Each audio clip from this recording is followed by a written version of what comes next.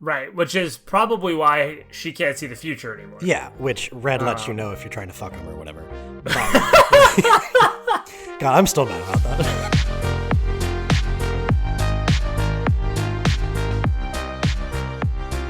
And welcome back to another episode of the Games Gone By podcast.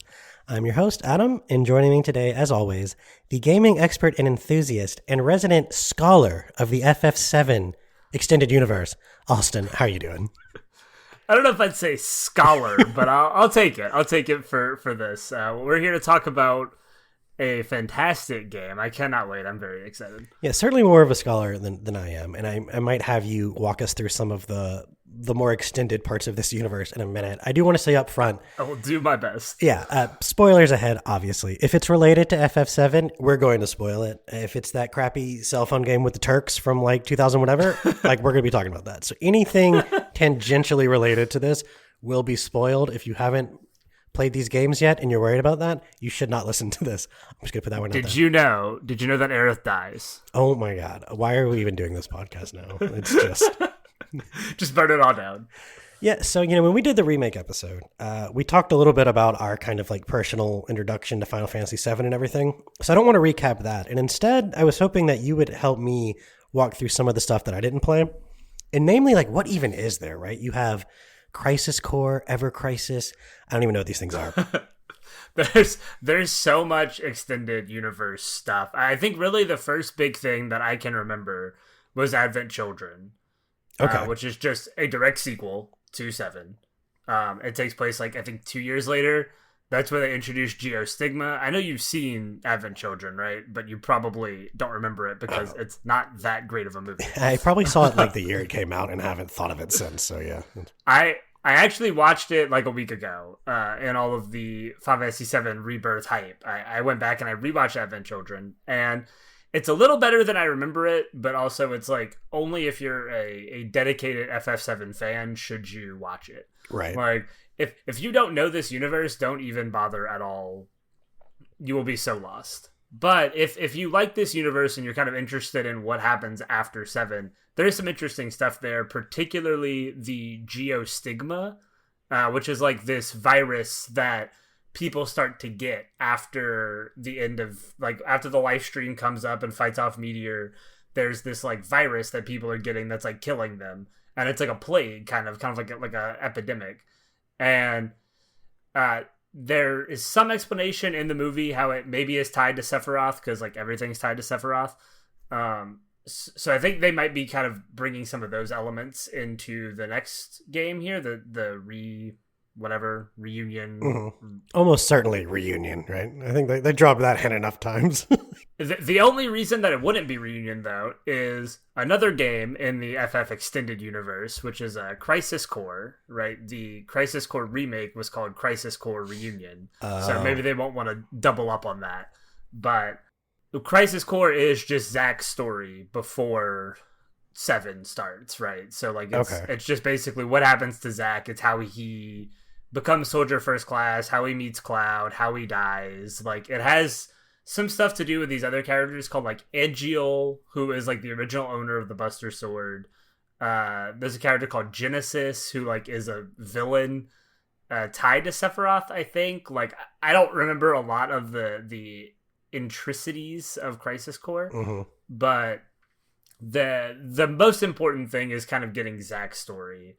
And then there's also Before Crisis, which is the Turks mobile game from 2007, which I don't know anybody who's actually played. But the only thing I actually know about that game specifically is that it's revealed that Rufus Shinra is the one who started Avalanche with the express goal of killing his dad, basically. Right. He had nothing to do, he didn't want Avalanche to be destroying reactors and destroying Shinra property. It was more about how can I find a way to kill my dad without it being tied to me? And this sort of explains why the Avalanche we see in Remake is a splinter cell as opposed to the main force. They're always what's HQ thinking? Right. It's yeah, well, they don't want to do anything to harm Shinra. They don't actually want to blow up all of their sources of power, as it turns out. Yeah. Right. And then there's a couple other things in that, like Dirge of Cerberus. I think you've probably played Dirge of Cerberus at one point. I have not. I just remembered it was like the third-person shooter with Vincent, but I never touched it. Yeah, so it's the biggest like story bits from that. I think that's even post Advent Children. Like that's like the last thing in the timeline, I think. And it has to do a lot with this group called Deep Ground, which I'm not even like, it's been so long since I played Dirge of Cerberus that I don't remember all the details about Deep Ground, but I think there's some connection to some of the stuff that happens in the intermission DLC with Yuffie. Who's the villain in that? I played half of that. I never finished it. But what's the villain's name again? Do you remember? I couldn't tell you. All I remember is Yuffie and Sonin. So that the villain in that is a villain from Dirge of Cerberus. He's part of Deep Ground. So like I think they're tying some of the Dirge of Cerberus stuff in with the intermission DLC, and I'm assuming into the third game with like all the Wutai stuff they're going to end up doing. I'm sure all of that will tie into the like Deep Ground stuff from Dirge of Cerberus. And I think those are kind of the big notes from the expanded universe, if you will. Yeah, what do they call it? The compilation, I think is what I've seen people call it. That sounds right, yeah. Or the continuum. It was some C word, but there is the like battle royale mobile game that came out like a year and a half ago and is already shut down. Oh, that sounds right. Yeah. It was called First Soldier. I think that's where Glenn Lodbrok is from. I played it for like 30 minutes and never touched it again. And then Ever Crisis is just kind of like a retelling of 7. It's kind of like a mobile way to play through 7. It's not like super new content, I don't think. Okay. So that's the bulk of it, I think. That's the bulk of the extended stuff that you kind of need to know going into this new project. I kind of want to go play Crisis Core again. I feel like that's the most important one to this. Because Zack is so much more present in this game, and I'm assuming in the next game. So I guess who knows? So it does Crisis Core develop like Zack and Aerith's relationship? It definitely does. Yep. Okay. It goes into that.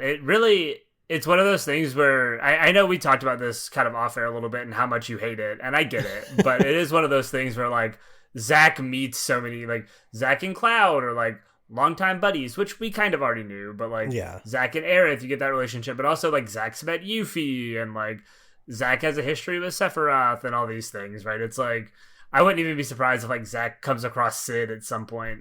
I don't actually know that, but I wouldn't be surprised. It's definitely a little too convenient, but it's fine. I mean, honestly, like in my head, Zack is still like the least important character in this story, so I don't really care about all of that. I imagine that will change in the next game, but who knows? So what we'll kind of do now is I want to contrast this game with the previous entry, because I think that's really worth talking about, because they're both so great in their own way, and they're approaching, Remake really started going crazy places toward the end with the story. I would say, I don't know, the first 3/4 of that are pretty much similar to the original. You have Sephiroth instead of the red flashes. You have the weird plot ghost they haven't really explained. But all in all, it's playing out more or less as it did, right? Yep, I would agree with that. And then the end just throws a wrench in all of that. We're left waiting for like 4 years trying to figure out what the hell any of that meant. And then this game just comes out. I mean, the game itself didn't come out of nowhere, but it was like the ideas of it to me felt very left field and very fresh and very unique and just a great spin on the story. And they totally blew up the world and said this is going to be a big open world thing that honestly through most of the game feels a little confined until you get that boat at the end and you actually realize like, oh no, this is actually all connected. It's sort of hard to tell as you're going through it, but now you can just like roll up on a beach and like get off on this boat and like take the tunnels over to this zone. And it's like actually all connected through the ocean. I thought that point in getting the boat really brought the open world like to its peak effectiveness. Yeah, I would definitely agree with that. I mean, I think the idea of taking the kind of more linear focus, and this makes sense because in OG FF7, the Midgar section is very linear. It's very like straightforward. Mm-hmm. You go here, you go here, you go here, and you do these things. And that's what Remake was, right? They had little patches of open areas where you can do a couple little side quests, but it was very confined. It was very self-contained.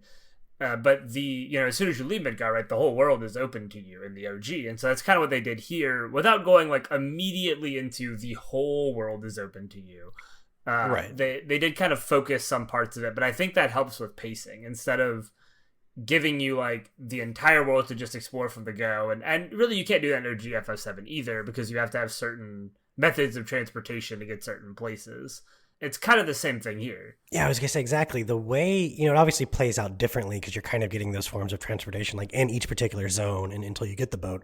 But it has that same feeling that the first one did with those vehicles and the different chocobos and all of that. I thought that was great. That was kind of everything I want. If they weren't going to do a traditional overworld map, this was the next best thing to me. Yeah, I think they execute it really well because each area, while it's not completely open world, right, each area does feel pretty big and pretty diverse. Like, yes, they're all kind of the same general geography, but even going to certain places in the grasslands feel different than other places. And like Junon, you can go over to the Crow's Nest, and that's like a kind of a different area and a different feel than the more deserty parts that are closer to under Junon. So even within the smaller confined areas, they make these sections feel different and diverse, and there's a lot to explore and a lot to do. And it's, open world craze has kind of been a thing the last 10, 15 years of video gaming. And I know there's a lot of people who are instantly turned off by it being open world. And I get that, especially because I'd say probably the first time you get to grasslands and you get some of the map opened up, you're like, oh God, are these like Assassin's Creed level just objectives all over the map? Like, am I going to hate these? I did not feel that way. I actually enjoyed almost all of them. Like, yeah, toward the end, maybe the shrines or the little crystal puzzles are like kind of tedious and not very interesting anymore. But for the most part, there's really cool side quests. There's the whole proto-relic thing that just has like, except for Condor, I guess, just has like a story-related series of cutscenes after each one.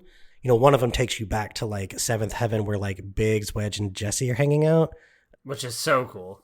Yeah, that one was great. Another one kind of shows you that like Chadley had something to do with Hojo's experiments, or like he's part of them. There's just some cool stuff out there with those. And I really appreciated that all of this side content felt, at best, toward the end of the game, I was indifferent. But for most of it, I was still like, oh man, I'm out of combat challenges on the map. That sucks. I love doing those. And that's what I was about to say. Like, I think one of the coolest things about the side content is that it is so varied. Like, and all the rewards feel valuable. Getting the proto relic will give you, right, if you enjoy the summon system, right, will let you unlock like the strongest summon in the game. Doing all the combat challenges will unlock more combat sim challenges in Chadley's Simulator, which will then give you better materia. Like, everything feels like it ties into each other to give you a solid, valuable reward. And you can engage with those as much as you want, but they all feel useful if you do decide to engage in them. And they're all different types of challenges, which I really liked. Like, there were combat challenges, some were mini games, some were just kind of like story beats, where you're just kind of like not really doing a whole lot of gameplay elements, but like it helps expand the world and stuff. So I really liked that every activity felt unique. Yeah, what is it? The Nibelheim proto-relic is basically you walking and talking with your party until you get to a certain point, and then you fight one battle. And then, so that one's very story-heavy, whereas like you also have Fort Condor, which the story going on there is entirely contained to this goofy universe you've been transported into to play Condor, and has really nothing to do with the story at all. Right. That varies a lot, thing to thing. I would say that the, what were they? The Moogle things were something I absolutely hated the first time I went through. And then by the end, when it's asking me like, do you want to do easy or hard mode? I was like, oh, fuck you. I'm definitely doing hard mode. Like, I'm going to beat like, these Moogles. I can beat these stupid Moogles. Like, I'm going to subjugate these flying monkeys. Like, I also always did the hard mode on that. I was like, nah, the Moogles are going down. Like, so there really is, and we'll talk about the minigames a little later, but there really is just a huge variety of activities to do. But they're all so optional if you don't want to deal with them. You really can skip a whole lot of that and just go down the story path. I think particularly on normal, you probably will like be just fine level-wise. Because I don't think dynamic scales content down to you. Only I think it's only up. Yeah. Yes. And I was noticing that with the simulator challenges, it was like after a certain point, nothing was ever more than 3 levels below me. But I imagine, right, if you're not doing a ton of content, then dynamic is probably not scaling up too high either. Like, yeah, I'll never know. But yeah, I mean, fair enough. You you put in 130 hours to this game, correct? I did. I just want to make sure we get that. Like, I don't know many other games that you've done that for outside of like Mass Effect. So I think that's a testament to the amount of content that is engaging here. It's definitely worth pointing out that any complaint I make about this game has to be in the context of I played it for 130 hours and I'm still not tired of it. So it can't possibly be that bad, right? Yeah, for sure. And I think a big part of that has to do with the combat of this game, much like in Remake. And I think some of those changes I think are good, right? I think we have some complaints about some of them, but on the whole, would you say this game's combat is better than Remake's? I would. And something else I wanted to mention, we were kind of just talking about all the rewards for everything you do in this game. Everything gives you AP. I love the materia system because it just felt like there was never a point where I felt like I didn't have a reason to do stuff. It was like, and I was constantly taking my max level materia and swapping it out for a level 1 because I was like, no, I want to get multiple maxed out copies of Lightning or whatever, right? Because you get that on everyone, whether you're using them in combat or not. So like you always want to have everyone's materia slots filled out. And it's just, since everything gives you AP, it felt like I always had something to be progressing toward. There's also the party EXP system. There's your personal levels. There was just always something to build toward, like progression-wise, so I really liked that. There is a lot of progression, and a lot of those activities help funnel into that progression, no matter what part of the progression, right? Whether it's your party XP to like expand out your folios, which we'll talk about in a second, I'm sure. Mm-hmm. Or, you know, right, just your personal levels, like whatever activity you were doing was progressing some part of the game, which is super helpful. Yeah. As far as the combat itself goes, you know, a lot of the stuff is carried over from Remake. It is very much like the same but better in my mind. There's a lot of little additions. I think the most notable would probably be the synergy skills and abilities, which I will complain about the vocabulary in this game for sure, because there's like weapon skill and weapon ability, and they're two totally different things. And then like synergy skill and synergy ability, which are a little more similar, but also different. And it can be a lot at first, but I think the best way to describe it is like the synergy skills are these kind of free actions that are pairings between two characters that are really designed to help you build ATB on characters you're not actively controlling. I mean, a couple of them are just straight up god abilities, but for the most part... Shout out Spellblade. Yes, seriously. All the stuff you charge up is godly. It does so much damage. Yeah, and then there's like the defensive one with Barrett and Red, and I think a couple other characters. So there's different varieties of things, but for the most part, it's just an extra way for you to build up ATB for those off characters, because man, when you're not controlling characters directly, they really don't gain ATB that fast. And that was kind of the way in both games, right? I was about to say, that was a big complaint with Remake, and I think synergy skills are the answer to that from the Rebirth team, right? They were like, okay, ATB doesn't generate fast enough. We acknowledge that. Let's try synergy skills, right? And the game definitely encourages you, just like in Remake, right? It encourages you to bounce between party members and actively control different party members throughout the whole battle. But if you don't want to do that, or like if your preference is to focus in on one character, it's now giving you tools through the synergy skills to build up ATB faster. It's kind of funny. My girlfriend has been watching me play this, and, you know, she's never played Remake or anything, but she'd be like, oh, is that bar right there like your health? I'm like, no, that's like the limit bar. She's like, oh, okay. Is like your special abilities coming from those little white marks under that? No, that's the synergy ability. So wait, so is your health that 2-part bar? No, that's ATB. It truly is like a clusterfuck of information in the bottom right of your screen, until you get used to it. Like, it's really not that complicated. Yeah. But at first glance, it's like, holy cow, they could not cram anything else in the bottom right if they tried. Yeah, the UI is a little cluttered, but like once you learn it, it doesn't even look too bad anymore. Yeah. It's like, okay, like, yeah, this is just natural, and I understand it. And by the end of it, right, you're using all these systems in conjunction, or right, you've completely stopped using some systems because you've just found alternative methods to do those things. But yeah, whatever your approach, right, you've learned the systems well enough by the end of the game that you're just dominating battles that would have absolutely crushed you at the beginning. But you come to an understanding of how the systems work that it just feels also natural, and it becomes like a pattern. It becomes repetitious, and it's like, okay, I understand these systems. You know how to adapt to certain encounters, and you know, it's such a fluid and fun combat system once you get the hang of it. It is. And, the core is still very similar with you building ATB by doing actions, and then you're trying to increase the enemy's stagger meter so then you can stagger them and do more damage.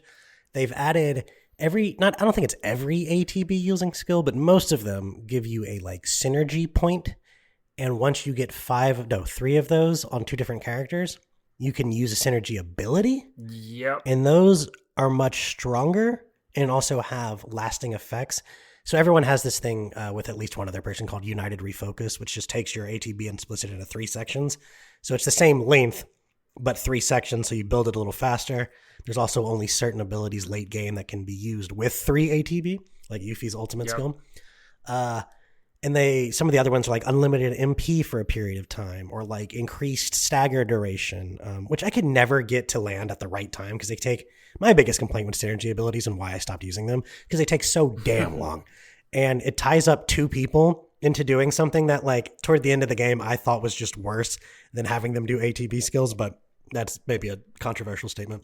I can definitely see why you would say that. I personally was using synergy abilities all the way to the end, really, because I think they were just a good, nice, powerful attack, especially when you're partnered up with Aerith and Red and Yuffie towards the end of the game. It's you don't have the crazy Tifa combos to annihilate enemies like you do at other various points of the game. So I found synergy abilities definitely had their use, and they don't use ATB, correct? So that's another advantage to them. That's a huge bonus too. Yeah. Is you can throw them out at any time. And then what I found myself doing, at the beginning of the game, I would watch the animation, and be oh, this is so cool, whatever. Yeah. And by the end of the game, I was okay, I'm gonna throw out the synergy skill, and then I'm gonna immediately switch to somebody else and do something equally high power damage, to just maximize my damage. Yeah, which I'm gonna go on a little side tangent rant here. I think Chapter 7 was the last time I used a summon,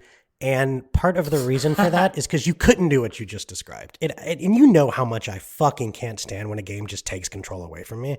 So you just have to sit there and watch these animations of the summon play out, and you can't actually switch to anyone while they come in.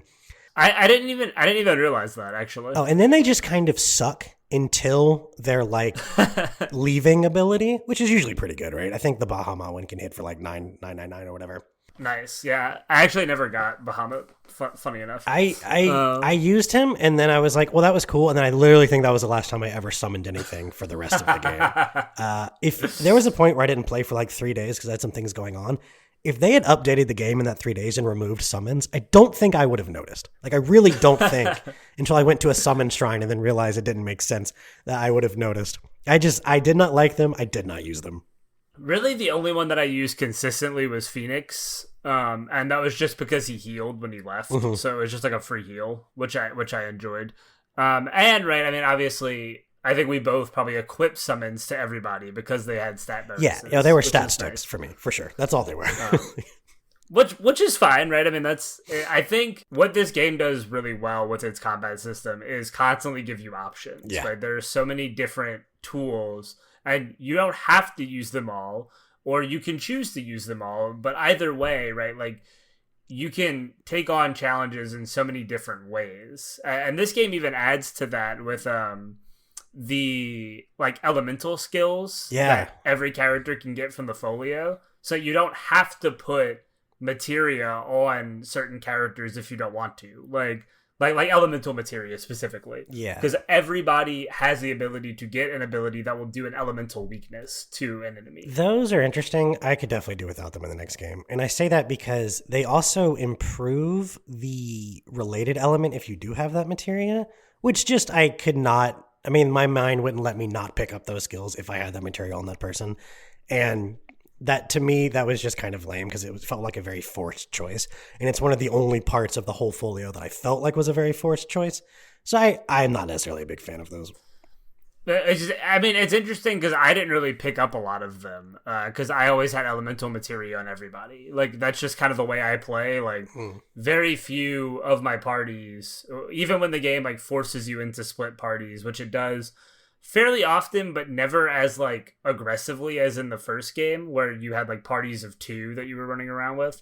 it almost always splits into parties of 3, which is awesome. Yeah. But it forces certain characters with other characters. And when it does that, I was always swapping all my materia over to whatever my new party was. And at least one person in every party had at least one of the elements, right? So like I always had all the elemental range covered. So I didn't really feel like I needed them.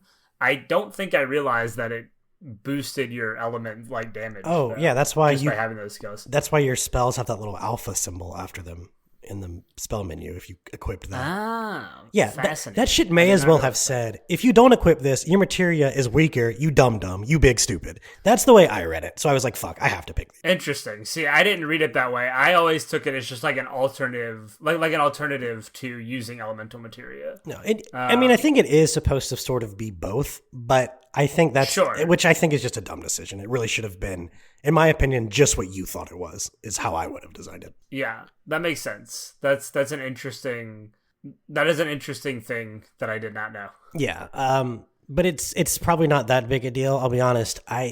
Weapon skills were 95% of what I used in this game. I only used magic if I absolutely had to. I just loved the weapon skills so much. Interesting. Yeah, I think I got way more use out of like yellow and blue and purple materia than I did green in this game. I was always a like target the enemy's elemental weakness. Like I kept Aerith in my party, right? We talked about it a lot. We called it the love triangle party. I think we both ran with Cloud, Tifa, and Aerith for like a lot of this game. It is the best combination. I'm sorry, it just is. It's a really good combination, and I think I always had my Aerith with like magic kitted out. Like she had both of the elemental materias that like the dual elemental materias. The fire and ice and the thunder and wind or whatever. First thing I do in every battle that wasn't just a random like mob was throw down Radiant Ward, throw down Arcane Ward, and just tear things up with magic. Like that was just my go-to methodology. She is obviously the strongest magic character. Like her base stats and her boost from her weapons are very clearly oriented around doing as much magic damage as possible. She has an ability that lets you just cast an extra version of the spell again for free. Like that's Arcane Ward, right? It's just ridiculous. It got to the point where I really wouldn't use magic with anyone else toward the end because I didn't know why I would bother. Same. That was literally me. Yeah, there were occasionally moments where it's like, so most stuff you could still stagger pretty easily without doing their elemental weaknesses, but there would be things where you really couldn't stagger them without. So you'd have to use the magic. Yeah, it was neat that like, right, obviously I think the first thing that most people in this game are going to do whenever a battle starts is assess whatever they're fighting. Yep. Every time, Every right? time. The first thing I'd immediately do is press the touchpad to see if I had assessed it or not. Yeah, honestly, to the point where like in the next game, I don't want assess. I don't like the idea of just an entire either accessory or materia slot is just spoken for the entire fucking game. Just wasted by having to assess immediately. Just let me do it like an item, like it's just a command. Or I feel like you wouldn't even necessarily have to. Like just tell me, like. You know that's what we're going to do anyway. Like, yeah, maybe they can just tie learning things about stuff to like the combat arena or just killing it. Maybe like after you kill something 3 times, you learn, something like that. I don't know. Yeah, but whatever it is, right? It's like I don't necessarily mind assess, right? It's fine. I feel like it's like a staple in Final Fantasy games to just have like a spell or an ability or something that scans. Mm-hmm. Like it's just a long time like thing that happens. So. It doesn't really bother me, but I definitely get where you're coming from, where it becomes so second nature that like first thing you do, assess. It just seems pointless after a certain point in the game. It's like, why does this just not taken care of? And that's definitely fair. What I will say though about assess, right, and the thing that I think is really cool is that most things have a different, like you were saying, have multiple ways to pressure them. Mm-hmm. So that, and right, once an enemy is pressured, that's when you can build the stagger up. For people who don't know that by this point, listening to this. Yeah. But once that enemy is pressured, then your stagger gauge like fills super fast, and almost every enemy has different ways to do that. Like I love when it's like dodge this enemy's attack or like perfect block it to pressure. And it's like, okay, got it. Like, I'm going to do that. And there's some stuff that, like, I didn't bother scanning any of the Shinra soldiers at the end of the game because I knew they were weak to fire because that's how the humans in this game work. Yeah. Right? So there are patterns to pick up on for sure. I would definitely say that by the end of the game, you kind of learn most of, like, okay, flying enemies probably going to be weak to thunder, like anything, or arrow. One of the two, usually right? arrow, but some flying stuff was thunder, and then like mechanical stuff was always thunder. Mechanical's always thunder, so you start to learn some things, but Yeah. I would still assess it anyway, just in case. Well, I always had to make sure I had it because, you know, the Chadley intel requirements, but Well, sure, of course. which, God, when I started up my new game, I'm looking in the completion log thing, and it's like Chadley combat arenas. There's like 40 fucking more of those things now. Oh yeah, dude. There's a ton of like post-game, like post-in-game stuff. Some of them are like Sephiroth and Zack ones too, specifically, which is really cool. Yeah. Like you play as those characters, which is neat. Which I know you liked playing as Zack, so you're probably going to go and find those. Yeah, dude, the Zack, the stuff they gave you in that, so it's like the last battle, right? And you're fighting Sephiroth, and it kind of switches back between a bunch of different party members and like timelines, but one of them you get to control Zack, and his skills are just fucking awesome. Like his triangle thing is you hold it down to charge up, and the higher level you charge, the more your skills do, but you can also do this like right after you finish a combo, there's a quick charge. So the best way to do it is to like dodge and or like get the combo off, dodge and attack, quick charge kind of thing, and like weave around Sephiroth's like, and it just felt so good. The chain, all the things looked cool. You know, it feels like Cloud's operator mode for the most part, but the abilities themselves feel very different, and I just loved it. I think that is definitely a teaser for Zack combat in the next game. I think we're going to get a lot more of it. I hope so. I would be shocked if we don't get more of it in the next game. And one thing that I don't know if I want in the next game, though, is the way Folios work and the general progression of just, right, in the first game in Remake, they had these weapon ability trees, right? And this game is kind of forgoed those to give us the folios. Mm-hmm. And I think we both probably prefer Remake's version of this, maybe a little bit more than Rebirth's. Dude, it just reminds me of that meme, and it's like, I want the sphere grid. It's like, well, we have the sphere grid at home, and it's the fucking folios. Like, I did not care for them. I mean, they're fine. They're not nearly as interesting as something like the sphere grid, because the choices are not, I think, as varied. It's really just like there's maybe two aspects of every character you're kind of working toward. And really, you're not even concerned half as much about those as you are getting the synergy abilities littered around the area, right? Right, yeah. Like synergy skills and abilities, like the things that you're targeting the most. And then everything else feels just kind of negligible. It's just like, here's plus 3%. Like, dude, 3%. It's like, what does that do for me? Like, I'm not gonna notice the difference, especially when I like level up and it's like, okay, now your stat increases by 2, and it's like, okay, well, that's the same thing, right? Like, it's so nebulous to me. The first time I saw like attack power increase by 3%, I felt like insulted. I was just like, you've got to be fucking kidding me with this. And I don't know that at the end of the day, Remakes was much different, and that I couldn't do the math on like plus 10 strength or whatever. I'm sure there's plenty of times I got like 3% or less of a gain and was happy about it. But I think part of that, like, that illusion of the power gain, it being a little cryptic behind those numbers actually helps more than giving me a percentage, because I'm like, dude, okay, what, this attack does 5,000, 3%'s like, you know, it's just like such a tiny number. I'm like, what is the point? That's like less than a potion heals, and I stopped using potions after like chapter 3. And I know you did a lot of like respecking in the first game, and I know you did not do nearly as much in this game. Maybe twice. Yeah. And part of that, right, was because the animation was not great. It took too long to unlock things, and you know, it was like, what's the point? But also, right, for me, I felt like I didn't get enough SP or skill points, whatever the SP stands for in this game. It's something different in every game. I feel like.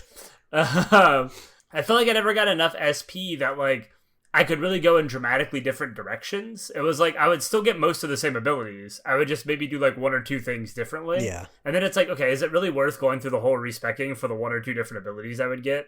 Like, not really to me. You're going to spend like 20 minutes redoing all this to end up with 200 more HP and 3 more MP. And it's just not worth it. Right.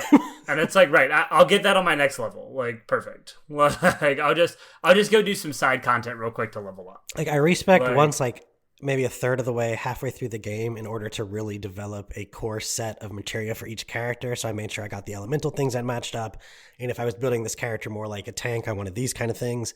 And then after that, I basically never did it again until toward the end when I decided I wanted to do a straighter path so I could get to everyone's ultimate thing at the top. Those are the only 2 times I ever respect anything. And I think it's just because like there's just not enough purpose. Like they don't give you enough purpose to do so. I think I respect one time when I got like forced into a party that I hadn't really spec'd out for, and I was like, okay, let me maybe respec one of these characters so I can get them a little more fit for this particular party loadout, and then that was it. Like I never really felt the need to do it again. Yeah, and then the top of the folios were kind of hit and miss for me because some of the abilities were really cool. Tifa's Trinity Strike is fucking awesome. I could never get it to work right. Yeah, it's actually it's kind of hard to see the prompt because there's a lot of spell effects in this game, particularly towards the end. So you just have to wait for this like diamond thing to appear over, and that's when you hit square. Definitely took me a few tries to master it. But then you have other ones like Yuffie's where you need 3 ATB to use it, so I never saw it. Yeah. And then everyone's 3rd level limit break, you have to use a synergy ability to increase their limit level, which means you'd really have to do it twice in a battle.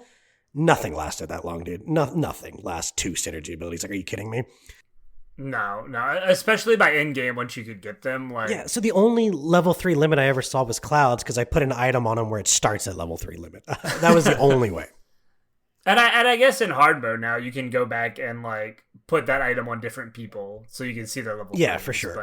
But that's kind of a silly way to have to see people's level 3 limit break. I would agree. I always like the concept in games of like doing something to lead to another thing. Yeah. I feel like Persona is a series that does that really well, where it's like you have to do certain tasks in your day-to-day life that will affect your like stats and things and the dungeon crawling elements of it. And I think Final Fantasy does a good job, or Rebirth in particular, does a good job in combat of like, you have to use a synergy ability to unlock this thing. And I think that's an interesting idea. But I think especially by in-game, once that stuff really matters, you're just killing things way too fast for you to actually use it.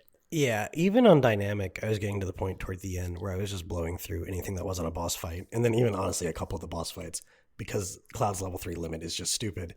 But part of that, though, is because, we're kind of talking about this before. I really used a lot of the synergy stuff for like 3/4 of the game. But then in that last fourth, they just, there's so many options of how to do stuff in this game. Your weapon essentially has slots that have random folios you can put in there. I mean, everything in the weapon skills is also on someone's folio tree somewhere, right? So yes, yep. The idea is either that you can mitigate people's weaknesses or double up. So toward the end, I think one of Cloud's swords has like increased limit whenever you use an ATB or whenever you stagger. And then that's also in his folio. And then I had the level 3 thing. So it was quite literally like if I staggered 2 enemies, I had my limit meter. So every non-boss encounter was just Cloud annihilating something with a swirling tornado before. But then again, like the boss fights, you couldn't really get that stagger as fast. So the synergy abilities came back into play for me. And the summons continued to sit totally neglected. But never using summons. Got it. No.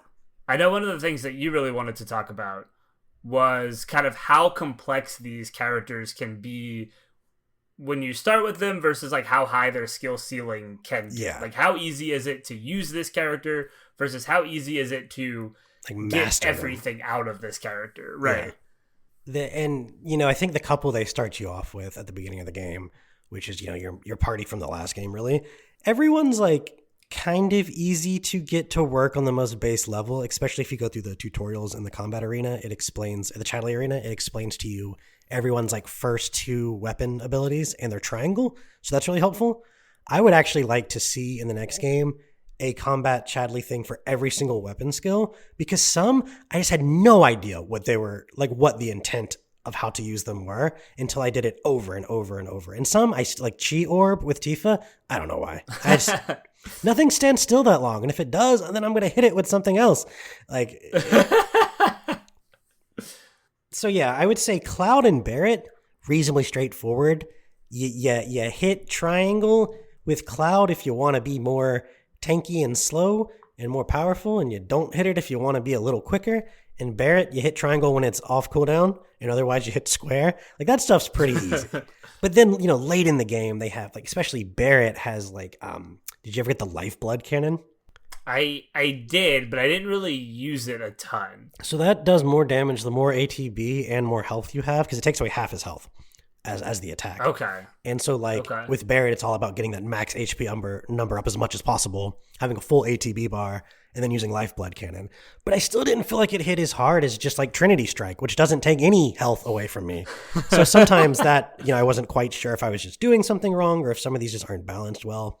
Then you have characters like Aerith, who really isn't that complicated by the end, but in the beginning, it's not that obvious why she's any good, because she builds ATB slow as hell, like probably the slowest in the game.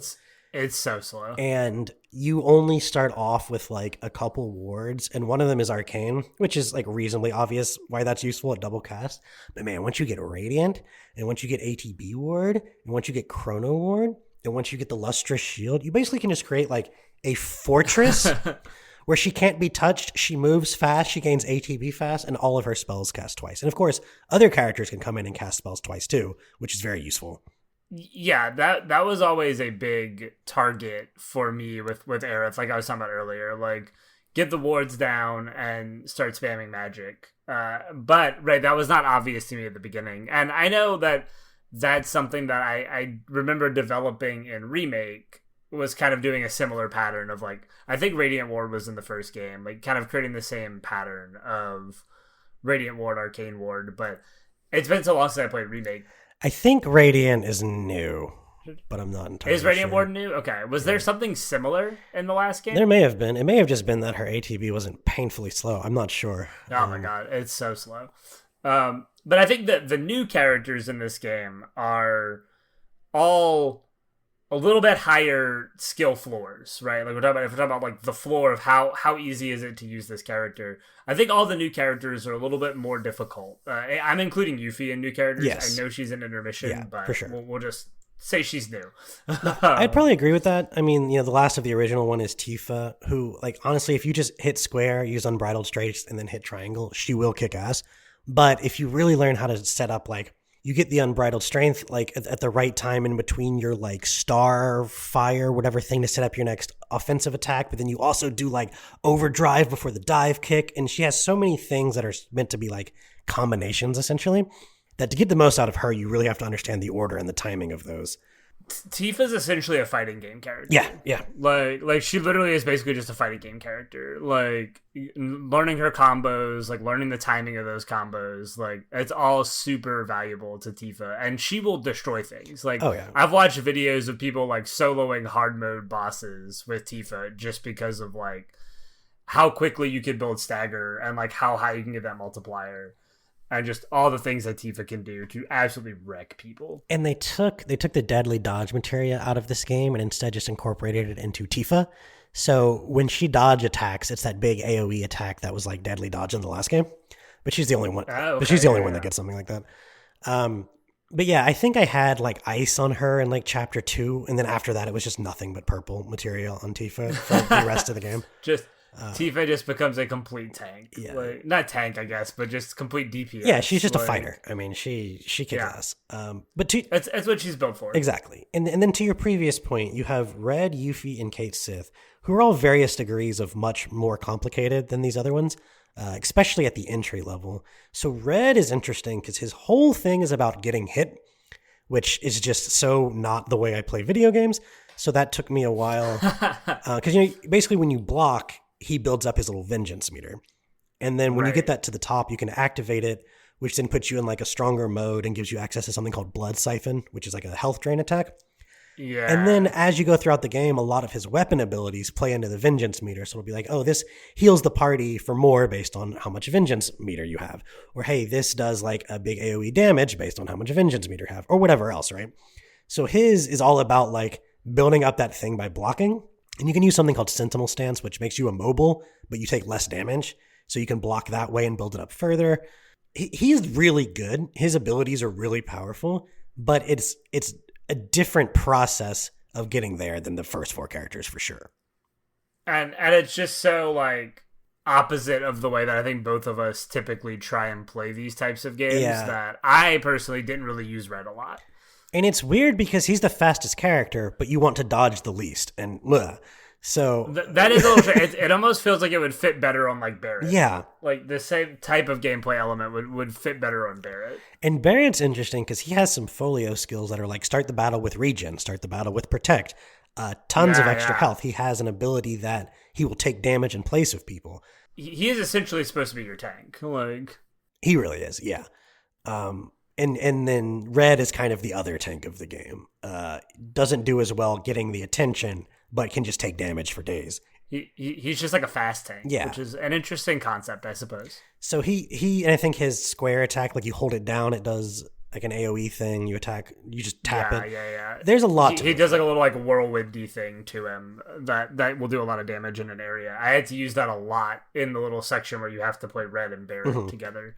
Yeah, which is actually like twice in the game, but yeah, they really do a great job partying up random combinations to force you to use them, and I was really appreciative of that because if it let me, I probably would have just done the love triangle most of the game. Yeah. And that's boring, right? Yeah. I like that the game forces you into having to experiment with other playstyles. Like whenever I got a new weapon with someone, I would always switch to them long enough to learn it, and then I would just often switch back to Aerith Cloud and Tifa. Yep. So who else we got? Yuffie. Yuffie's interesting. She plays like in melee, she feels a lot like Tifa, but then you have her ninja star, which allows you to like dip out of combat very easily and use her ninjutsu from a range, which you can then assign an element, which is just awesome. There's so many encounters in this game where it's like weaker things, a bunch of weaker enemies weak to an element, and if you just give Yuffie that element and start spamming ninjutsu, things just die. It's just stagger everywhere. I love her abilities too. The Art of War is fun because it's like if you use Art of War and it hits something, then if you immediately use it again, it becomes Supreme Art of War, which is just like twice as powerful. She has Windstorm, which is this giant attack that sucks things towards you. And if you have your star on you, it's physical damage. If you have it away, it's magic damage. So there's just a lot of conditional things. She has her Doppelganger, which basically... Doppelganger is so cool. Doppelganger's awesome. Exactly what it sounds like. You create an illusionary image that doubles all your attacks, right? She has a lot more intricacies to, I think, getting the most out of her. And the positioning for her is very, very important between like Windstorm and Supreme Art of War and all these things that don't necessarily have a ton of range on them, but are very powerful. Knowing when to use like range versus physical, like having to kind of create those scenarios.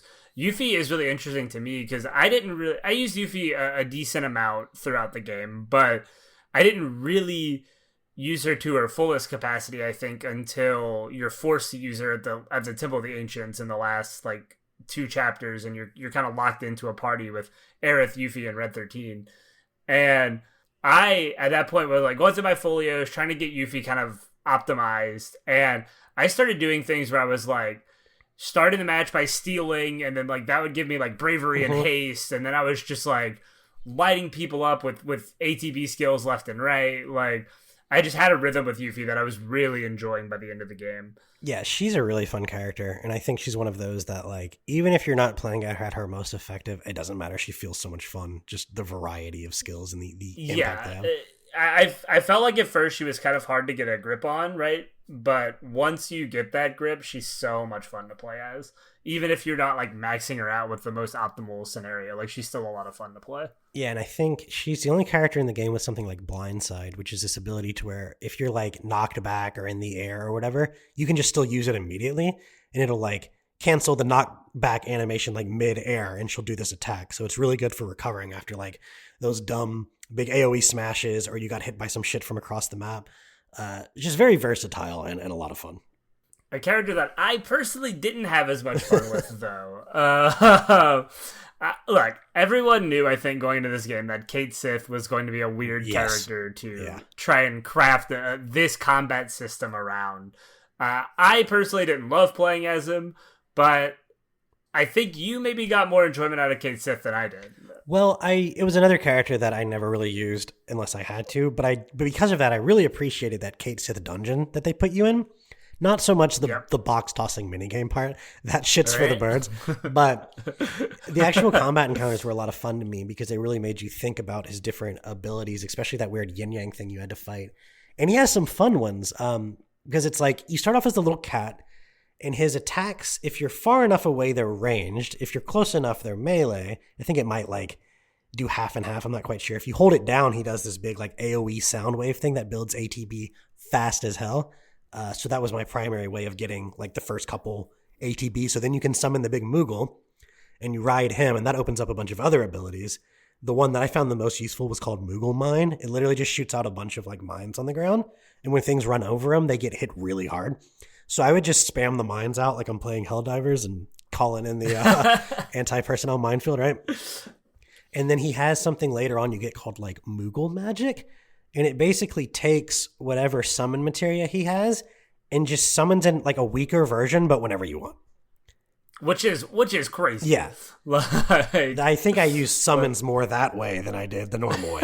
So it's just like instant free summon, which is pretty nuts. yeah, he has some very strange abilities. His triangle, I still don't quite understand. There was like levels to it. Yeah, it was always like there was Kitty Wallop where you could just like smack people, which I felt like did a decent bit of damage, honestly. But that was just his normal one. It's the Moogle one that goes through like the levels. Yeah, the Moogle one is crazy. I don't really understand the Moogle I don't one either. entirely. It's kind of like a Tifa thing, except instead of using an ability to upgrade it, it was like based on the damage you were doing or something, or maybe how much damage he was taking. It was hard to figure out. I know. I only learned this because of Maximilian Dude's, like, all of his things that he talked about during all of his playthroughs. But, like, Kate Sith has, like, an iframe dodge, which is... Yeah, no one else does. Which is, like, wild. Nobody else does, but Kate Sith does. which I can appreciate that most people don't, because I really... Like, this is kind of one of my complaints about Souls games, is as fun as they can be, they look stupid as shit. Because the technique on every single fight is to just roll into them as they're swinging a sword at you and watch it go right through you. I can't stand that. In this game, dodging is actually like physically moving you out of the way, and everyone's dodge speeds and distances are different, which means like your Yuffie and your Tifa and your Kate or your Red are going to be much better dodgers than like Aerith or Barrett. Yeah, dodging in a lot of cases is almost discouraged in this game. Yeah, like, you're better off blocking if you can get the timing down, but sometimes that's hard. And even if you can't, though, I mean, even if you can't get the timing down, you're still taking a decent chunk less damage. True. Like, so blocking, I remember in Remake, we talked about, like, this is not a Devil May Cry standard action game. Like, once you lock into the idea that you're going to get hit and you're going to take damage, and like it's about mitigating that damage, it becomes a much different and much more fun game. Yeah. Like once you take into like this is an RPG still, like RPGs, you take damage. Like that's just it's unavoidable in certain degrees. I don't know many people who are trying to do like perfect runs of Rebirth. There are people out there, and I'm not going to be one of them. Like psychopaths, yeah. Yeah, like I will not be one of those people. I like that the game is it's a slower pace. Like you're taking damage, but you're healing. You dodge the big attacks. Like dodging is meant for big telegraphed attacks, not for everything. Right. And I like that about the way Rebirth's combat is structured. Yeah, and ultimately these characters just have so much variety between them. I think that's such, that was a thing they did really well on Remake, and I think they've just pushed it even further. None of these guys feel similar at all to play. It's insane, right? I remember we were in our Remake discussion, we were talking about, like, are they going to be able to make all the new characters feel different? And, like, yes. They freaking did it. Like, the answer is yes. Like, I have no reason to believe that Sid and Vincent in the next game will not also feel very different than everybody else, right? Absolutely. Like, I have no doubt. Yeah, and it just really feeds into like one thing this game does so well is giving you those options. We kind of talked about that, and it's not just options in playstyle between the characters. It's just the metric fuck ton of materia they give you that do all kinds of different things, like the auto weapon and auto cast that you can tie to, and like MP absorb and synergy. And I didn't even use a lot of those because I liked kind of manually controlling guys most of the time. But all that's there if you want to go for it. And then going as far as like we were talking about the Odin fight. And you were like, yeah, dude, why don't you just quip the death immune thing? And I was like, because this game has clearly given me like a path forward without using it, because it's basically like you have to just continuously hit him with ATB commands and dodge his attacks to keep him from using the instant death thing.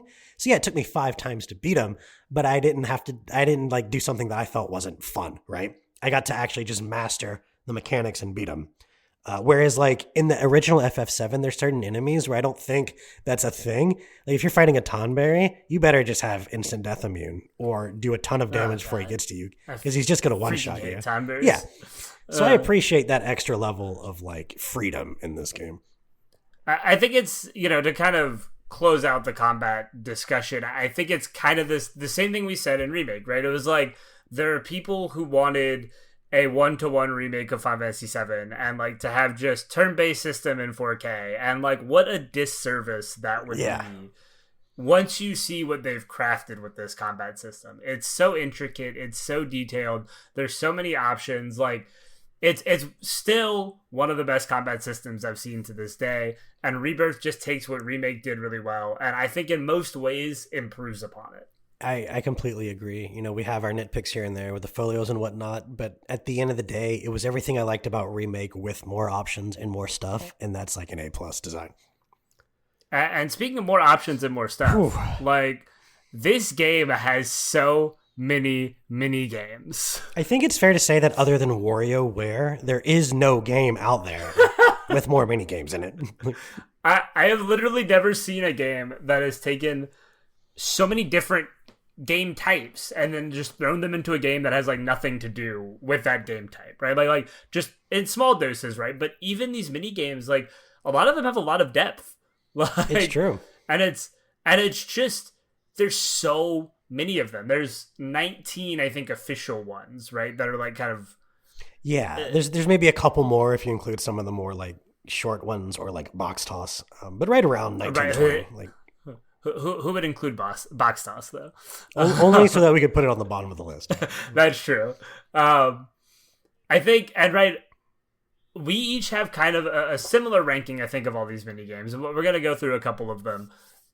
But most of them are fun, right? Even the ones that are like at the very bottom, other than maybe like the last one or two, are still pretty fun. And usually it was a matter of like, I thought... So most of these mini games, not all, but most of them have a like rank 1, 2, 3 reward system. I find rank 1 is like completely reasonable for just about all of them. Rank 2 is challenging for all of them. And then rank 3 is satisfying to win for all of them, but maybe like 2. Wherein I was like, even after I beat it, it wasn't like, oh, thank God that was fun. It was fuck that mini game. I'm never playing that again. I never want to see that again, and that's Glide to Chocobo, everybody. So in Cosmo Canyon, there is this mini game where you basically are controlling a chocobo gliding, and you have to go through these rings, and there's like updrafts, and it's just that the controls feel off. It's the best way to put it. They just don't feel that responsive, and especially when you have to do those like nose dives into the pull up to get all that momentum and shoot up into the air. It always felt like I was going to overshoot my target, so I kept letting go of the stick. Yeah. But then I swear to God, the best way to beat those is just to hold it until the game levels you out. You won't overshoot anything.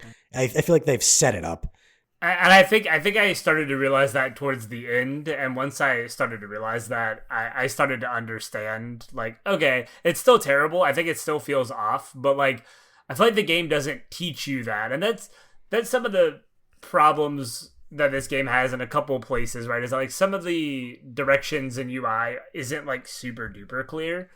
And I feel like Glide to Chocobo was one of those where it was like, it wants you to dive down and then pull up to get more air, but I guess I wasn't super clear on how long you had to hold to get more air, kind of like you were just talking about. And so I always just found myself like never getting high enough. And I was like, I can't hit anything else. I can't hit any of these rings. I'm just hitting the ground. It was just not fun to me. Yeah. And a lot of those rank 3s are like, you have to do a near perfect run of whatever the game is.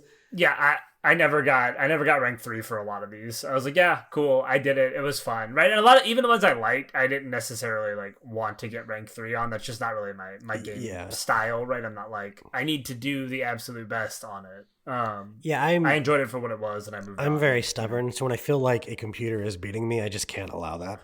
And so I have to show it who's the superior being here.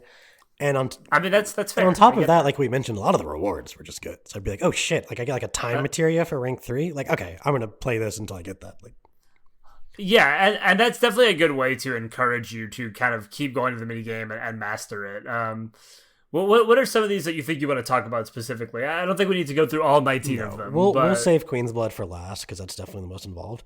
Of course. I really liked the Chocobo racing. It felt like kind of like a Mario Kart, even to the point where you get all these little, the newer Mario Karts let you change like your car and your tires and all that. So you get Chocobo gear that would increase different attributes of your Chocobo. You get the different colored Chocobos as you proceed through the story, which change your attributes and abilities and whatnot. I thought it was a lot of fun. Yeah, I really enjoyed Chocobo racing. It wasn't something that I spent a lot of time on when I first unlocked it, because I was kind of in that phase of like, okay, I'll do these mini games and then I'll move the story on and then I'll come back to them later, which is what I did for Chocobo racing. And I played through a lot of the races and I really enjoyed them. I think the depth of it, having, all the different types of Chocobos with their different abilities and like optimizing which one for certain races. Like if for me, right, I did the Gold Cup side quest for Billy or whatever his name was, the Chocobo guy. And I was having a really hard time with that Gold Cup challenge. Like, I don't know what it was. I was not able to find the right combination. But once I did, right, once I found the right combination of Chocobo gear and the Chocobo ability, I like breezed past it. It was super fun. And it was like, okay, like the fact that a mini game, right, just a tiny little part of mostly optional content for this game has so much depth to it was really cool.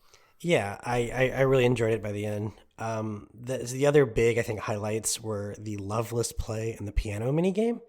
Loveless is like this, I don't know what you would describe it as, some sort of almost like Shakespearean like drama. And depending on like who's your date at the Gold Saucers, who stars like the female lead, and then like Barrett and like Red come in as these kind of like villain characters. And it's all a bunch of just kind of quick time event things, which, man, the first one, I was like, this is actually kind of difficult. And then in the second act, I realized that the buttons appear on the same direction of the screen as your controller. So like the triangle was always at the top. The circle was always on the right. Yeah. And after that, I was like, oh, okay, this is a joke. It became very easy after that. But it was so fun.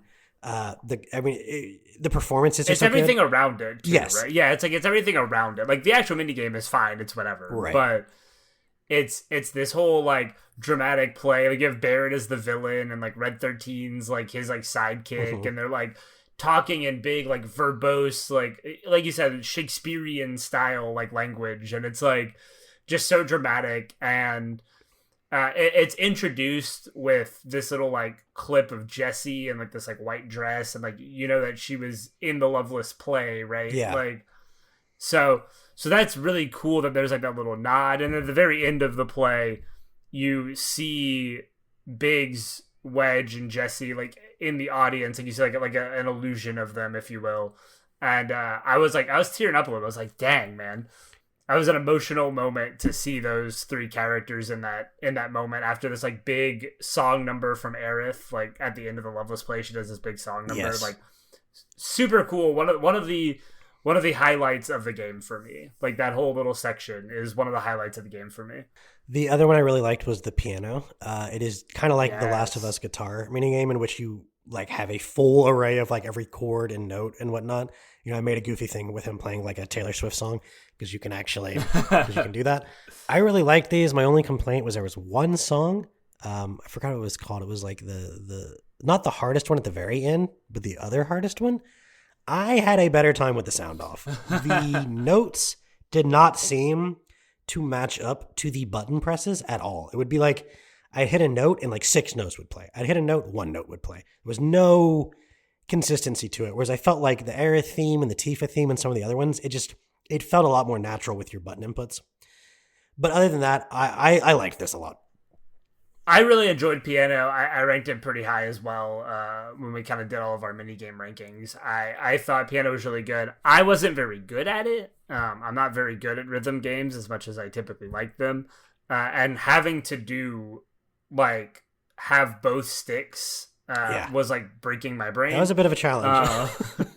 It was breaking my brain at parts. They were definitely... I never, like, top ranked any of the songs. Like, I was like, I'll try, but I never fought too hard for it because I'm just not super good at these types of things. I don't have a ton of rhythm. Right.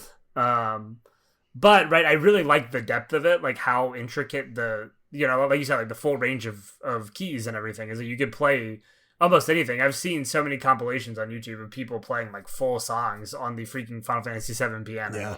And it's like, I love how much dedication is put into these little things like that. And that's really just like the feeling you get going through these mini games is like, dude, this is so unnecessary. And at the same time, I'm so glad it's here. Yeah. I mean, even, right, the game does a couple of smaller mini games where they basically just like take other games and insert them into Final Fantasy VII. Like Frog Guys is just Fall Guys, but you're a frog. The Run Wild is just Rocket League. Yeah, like, Galactic Saviors is Star Fox. Like, yeah, but like even those, they're fun little homages to other game types. I really liked the freaking frog game. Like I really like Fall Guys. I'm a big Fall Guys fan. Yeah.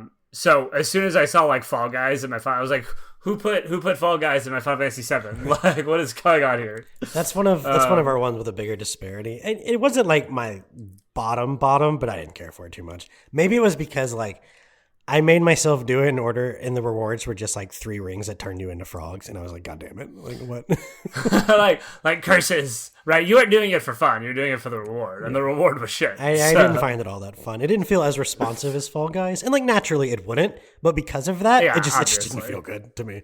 So fair enough. I enjoyed it. I thought it was a fun little homage to Fall Guys. One that I didn't particularly like, that I know you really liked, was the Cactar Crush. And that's fair. I get it. So what I mean by that is just like, so you get into this, and it's these little mini games where you're Aerith or Yuffie. I think there's 2 of each, right? And you have to kill all these little cactuars. And the first thing you'll notice when you get in is you can't use magic and you can't use items. So it's like, okay, this is clearly about the weapon abilities. Aerith is maybe a little more obvious because they take most of hers away and just replace them with like a dark field and a light field, or aura, I should say. Ward, I guess is the word. And those are like, okay, so if the guy has the name, what is it, like Dark Cactus, you use the dark one. If it's Light Cactus, use the light. I definitely mixed those up in the beginning because I thought maybe they would be weak, but no, they actually just like, can you match a word to another word? Very good. Aeriths were easy. Right? Yeah. When I like, I didn't get to the second Aerith one because I could not beat the third Yuffie one, or the second Yuffie one. I guess the third one, the second. I thought one. I could not. The second Aerith one was still pretty easy in my mind. I imagine that's probably the true. Second Yuffie one I did eventually get. It did take me a few tries for sure. The thing with her is like, another thing you have to notice is like, okay, I can't use any green materia, but surely the purples work, right? So just completely outfit her with every purple thing you have that's remotely relevant. So like First Strike, speed up, luck up, HP doesn't matter, right? You can't actually take damage. It just lowers your score when you get hit. So you do those. And then it's really all about like a couple of her weapon abilities work really well. So you have to make sure you have those unlocked. And at that point, it just becomes like, if it's a physical thing, which I think they all begin with like gladiator. So it's like gladiatoire or something versus like magitoire. Yeah. And I don't know how to pronounce these. They're dumb words, but they're all made up bullshit anyway. So yeah. And so you're trying to weave that. There's a little bit of luck to it with the giant cactuses, because the best thing to do to them is when they try to fall on you, you get out the way and it pressures them. And sometimes they'll try to fall on you immediately. And other times they just kind of like dance around laughing at you. I got to the point though where I was just like, I'm going to stagger you on my own. I'm not waiting for you to body slam. Especially with like Transcendence on Aerith is just a godly ability. That's her ultimate like weapon ability. Okay. So basically you cast it once and nothing happens. And you have to cast it again. And then it's just like the next level and it's a ton of damage. Yuffie's, again, you have to have 3 ATB, which I don't think you can even do on your own, so you can't use her ultimate in this minigame, but you're just using the Windstorm to get everything together, and if it's a physical one, keep your blade on you, and if it's a magic one, throw it away first, so it does the right type of damage. And then Art of War is probably the best if they're not all in one area, because she'll kind of like home on to the nearest enemy as she combos. So it's really just a matter of like, do you understand how these weapon abilities work? And then apply it to like the puzzle in front of you. And you might have to do it 4 or 5 times because there's like a 5% luck involved. But I think my problem is just that I do not have as good of a grasp on the weapon abilities as you do. So that's probably why I didn't like it as much. And that's why I've said a couple times now, I really want them to put a tutorial for each weapon ability in the next game, because some of them actually take like a lot of practice to realize what you're really supposed to be doing with it. And I think the game just giving you a little bit of a nudge in that direction would help. Especially like it points out in the cloud one, like focus thrust is the best thing to use when they're pressured. Yeah, cool. I'm glad they told me that. I probably would have eventually figured it out, but it was nice to know. Instead of just like, what does this Tifa orb do? I don't know. Yeah, who knows? I think the only other, outside of Queensblood, the only other minigames that I really think are worth noting particularly are the Gears and Gambits and Fort Condor. Yeah. Kind of similar, like kind of strategy, like tower defense-y type games. Not really defense, but like... They're like lane. I don't know how you... Lane battling? Yeah, kind of like MOBA, almost like MOBA style. Yeah. I thought both of those were okay. They were fine. I think Fort Condor is really good in the intermission DLC and a little less good here because you can't like actually customize your units. Yeah. You have to pick from like pre-builds. Didn't care for that. I think that kind of hurts it, but I thought it was fun enough, right? For the 4 times that you can actually do it. I will never do the hard mode. Fuck me that. either. I didn't even bother. I think the main issue with this version is because all of these, there's only like 3 set formations you can pick from, that it becomes more of a puzzle game than a tactics game, because it's literally like there's only one solution to victory in almost all of these, especially in the hard mode ones, according to the internet, right? There's really only one strategy. I'm sure that's true, and that's pretty frustrating. And Gears and Gambits is another one that like I just did the like pre-builds, like I just like let the computer pick the builds for me. And then I beat it, but like when I tried to pick my own gambits, I was like, I have no idea. This game made me feel so stupid because the first time I saw it, I was like, oh, I do like programming for a living. This is right up my alley. Oh God, dude. Everything I made for myself was just a fucking train wreck. And as soon as I played around with the pre-built ones, it was a cakewalk. And I was like, I hate myself. Like I guess I don't understand what's going on here at all. I think you would like Final Fantasy XII's Gambit system a lot more than the Gears and Gambit system. Yeah. Don't let this discourage you from going back to Final Fantasy XII. Gotcha. But I didn't hate it. I thought it was fine enough. But like when I was trying to build my own Gambits, I was like, I have no clue what's going on anymore. Well, then before we get into the big story stuff, let's just hit the biggest minigame of them all, man. Queensblood. Oh, man. Queensblood. What a game. It's like kind of almost a combination of some of the other Final Fantasy card games. It has elements of like Triple Triad and whatever the heck was in 9. And basically you have these 3 lanes of cards, and your opponent starts on the right, you start on the left. Because it's like a single player minigame, you always go first. And you have different cards that sort of... Not only do they have different effects to score points, but they also have different effects to what like lanes they build up, because you have to drop these little beacons in each square on the lane in order to put a card there. And some require like 1 rank, some require 2, some require 3. And so it's really strategic in how you place your early stuff to build up higher level ranks and then drop the better stuff, all while making sure that you're not letting your opponent get too much of the board and you're not letting them set up whatever like ridiculous strategy they programmed in for some of these NPCs. And another thing that's really cool about it is at various points in the game, Gold Saucer, Costa del Sol, they'll give you like customized puzzle challenges for Queensblood. So like not only are you playing against NPCs who have like different strategies depending on what time you play, like depending on, you know, how many times you play them, they can throw out different combos of cards and things, all the same strategy typically, but like with different variations of cards, and you might have to play a couple times to get the right set of cards. But these puzzles are just like predefined. This is how you have to figure out what combination of cards that you have can solve the puzzle. Those are really cool. It's like those chess puzzles online. I don't know if you've ever played those, but it's like a very similar idea. Okay, yeah. I don't think I have, but that makes sense because it feels very similar. Yeah, I really loved those, especially the ones where I would be so convinced that my first move was correct and I was just figuring it out from there. And then it would dawn on me like, oh my God, no, if I actually make a different first move, this all comes together better.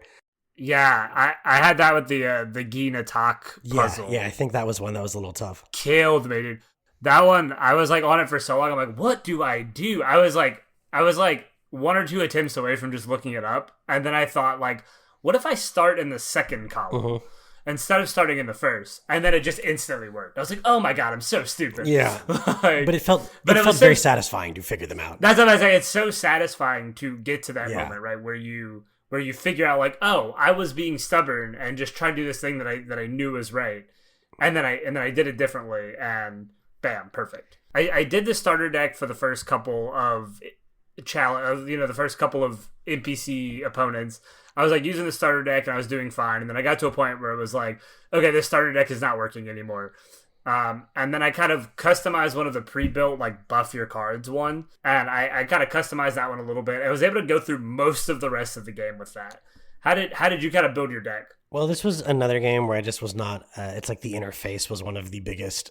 The interface for building a deck, I was just not a fan of at all. So initially, through the first I don't know, there's 30 challenges in the game, 30 matches. Yeah, I think there's 30 opponents. Through the first 15, I was just playing around with the different pre-built combinations and just using them to different effect, trying them out. I eventually got to a point where it's halfway through, the challenges just start overloading on those. I keep saying challenges, the actual matches with the NPCs, right? They just overload on those. The card destroys itself to do a thing. Yeah. And so you don't have to lay them in a lane. And that was really throwing me off at first with all of the decks that you could pre-build. And then so I just kind of started looking at the cards that were when an enemy card is destroyed, you gain points. Or when an enemy card is destroyed, you do this. And I just built this amazing counter deck that just absolutely stomped everything else in the rest of the game until maybe the last couple fights where I had to do a few tweaks here and there, especially with the final battle. She has this ridiculous red blood queen or whatever. I fucking hate the Shadow Blood Queen. Yeah, and it's she gains 3 points every time she enfeebles anything on the board, and all she drops out are cards that enfeeble stuff. And that annoyed the hell out of me until I realized that you have 4 cards that do the same damn thing. And if not quite 3 points, right? But if you can just get out enough to be more than 3, she cannot win. She will just make you stronger. Yeah. And eventually that was the one that I had to just look up because I was not understanding. And part of the problem is I hadn't done a lot of the challenges up to that point. A lot of the puzzle challenges. Mm-hmm. So I didn't have a ton of the more diverse cards. So I just had to look that one up eventually. It was okay, what is the deck that I should use? I didn't look up a strategy on how to beat her necessarily, but I was what is a good deck build to combat her? And once I had that, I was able to, I was okay, now I'll figure out the strategy once I play her, and I got it pretty quickly. But that one was throwing me for a loop. And there's sort of this little storyline going on where every time you beat one of the champions, you have this weird vision of is it the creator of Queensblood? Is that who that guy was? Yes. Yeah, and there's the queen has come to life and stolen his soul, or something weird happened, or all the champions have been dying. And of course, you eventually find this girl that you fought or that you matched up with on the cruise ship earlier in the game and beat her in a card duel. And now she's been possessed by the Red Queen or whatever. And so all of that ends in this very over the top anime way. But oh, it's so crazy! You throw a card into her chest and shit. It's so dramatic. I love it. It makes Yu-Gi-Oh look like a grounded science fiction show, right? But it's the whole thing's just really fun. I really enjoyed it. I know they've mentioned Square has mentioned wanting to do some kind of spin-off with it. I'm a little skeptical how that would work. I'm sure they'll make the proper changes, but so much of why this works in this game is A, you always go first since you're never playing another real person. It's not unfair. And B, you can just retry as many times as you want. And there's enough of an element of luck and RNG in this where I feel that's super necessary. Because there were times where the same deck, I would get 5 points, I'd get 55 points. There's just an element of what do you draw out first from your deck? What does the opponent draw? Where do they put their cards? I mean, to be fair, that's pretty much every card. It is, of course. Yeah. It's pretty much every CCG in the entire play. And that's why I hate all of them, but, I mean, fair enough. I would be cool with them doing something more along the way that CD Projekt Red did with their Gwent game, where they did a spin-off Gwent game, and a lot of it is single player, and there's just a lot more Gwent challenges. I'd be cool with something like that too, and an optional versus mode, worldwide versus mode, because then you get a little bit of both of that, right? You could have an attempt to try and play other people, but you could also just have more of the same kind of story battles, but with more cards, more opponents, and different strategies that they could develop. Did you ever play the Pokemon trading card game, Game Boy game? I did not. I played a lot of the Yu-Gi-Oh ones, but I never played the Pokemon one. I just want that, but Queensblood. That game was fucking awesome. And that's kind of what I'm hoping for, honestly, is something like that. Yeah. This is just a card game that is a solo game, and you just play it, and it's a story thing, and it'd be a lot of fun, I think. Yeah, so Queensblood, awesome. Had a cool little story going on. It was a little confusing and weird at times, but God, nowhere nearly as confusing as weird as the main plot of this game, particularly in the last couple Let's say hours. Queen's Blood is really just symbolic of what this whole game is. They're just setting you up for the weird shit they're doing later in the real story. Yeah. I honestly don't even know where we want to start here. I think it would probably be best to just do like a quick recap. We're gonna keep it. We got to keep it quick because we've been recording for a while. Yeah, we're already over an hour. But a quick recap of just the main story beats, and then we can kind of dive into the end. I think is probably the best way to do this. Yeah, I think that sounds good. So you start off with the thing that released as a demo a few weeks before the game came out, and it's that classic scene of the Nibelheim flashback where Cloud is telling the party, this is where I saw Sephiroth lose it, right? Yeah, it's like Sephiroth's villain origin, if you will. Yeah, so you get to see that, and that involves like Cloud and Sephiroth are like on a mission, and it turns out they pass through Nibelheim, which is where Cloud grew up, so he knows Tifa, and Tifa's their guide, and they go up to this reactor, and some Genova-related stuff happens, and Sephiroth is like, I guess I should burn this entire town down. It's all very dramatic. It's all very intense. I think they do a pretty good job with it here. I think it's pretty well done myself. Yeah, and then so you come out of that and you're in the Village of Calm, where Cloud's been telling the party this story, and they immediately go into the nature of Cloud's like unreliable memory, which is something that they really push off toward the end of the game in the original. But in here, Tifa's immediately just like, yeah, I didn't really want to upset you, but like, what were you talking about? You weren't there.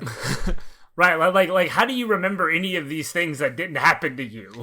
And Cloud has even got something going on. Like, what do you mean? I don't remember some of the stuff like you're saying right now. Like, Sephiroth hurt you? Like, that wouldn't be right. You'd be dead.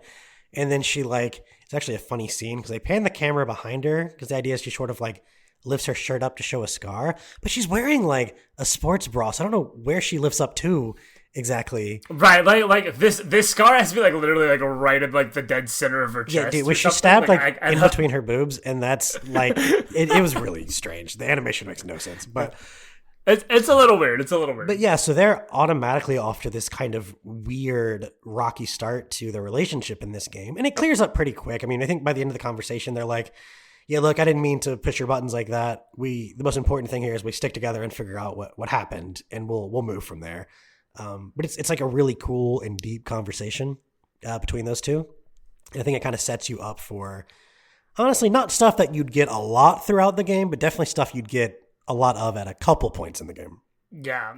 And it's really a setup for what this game does particularly well is like character dynamics and relationships together.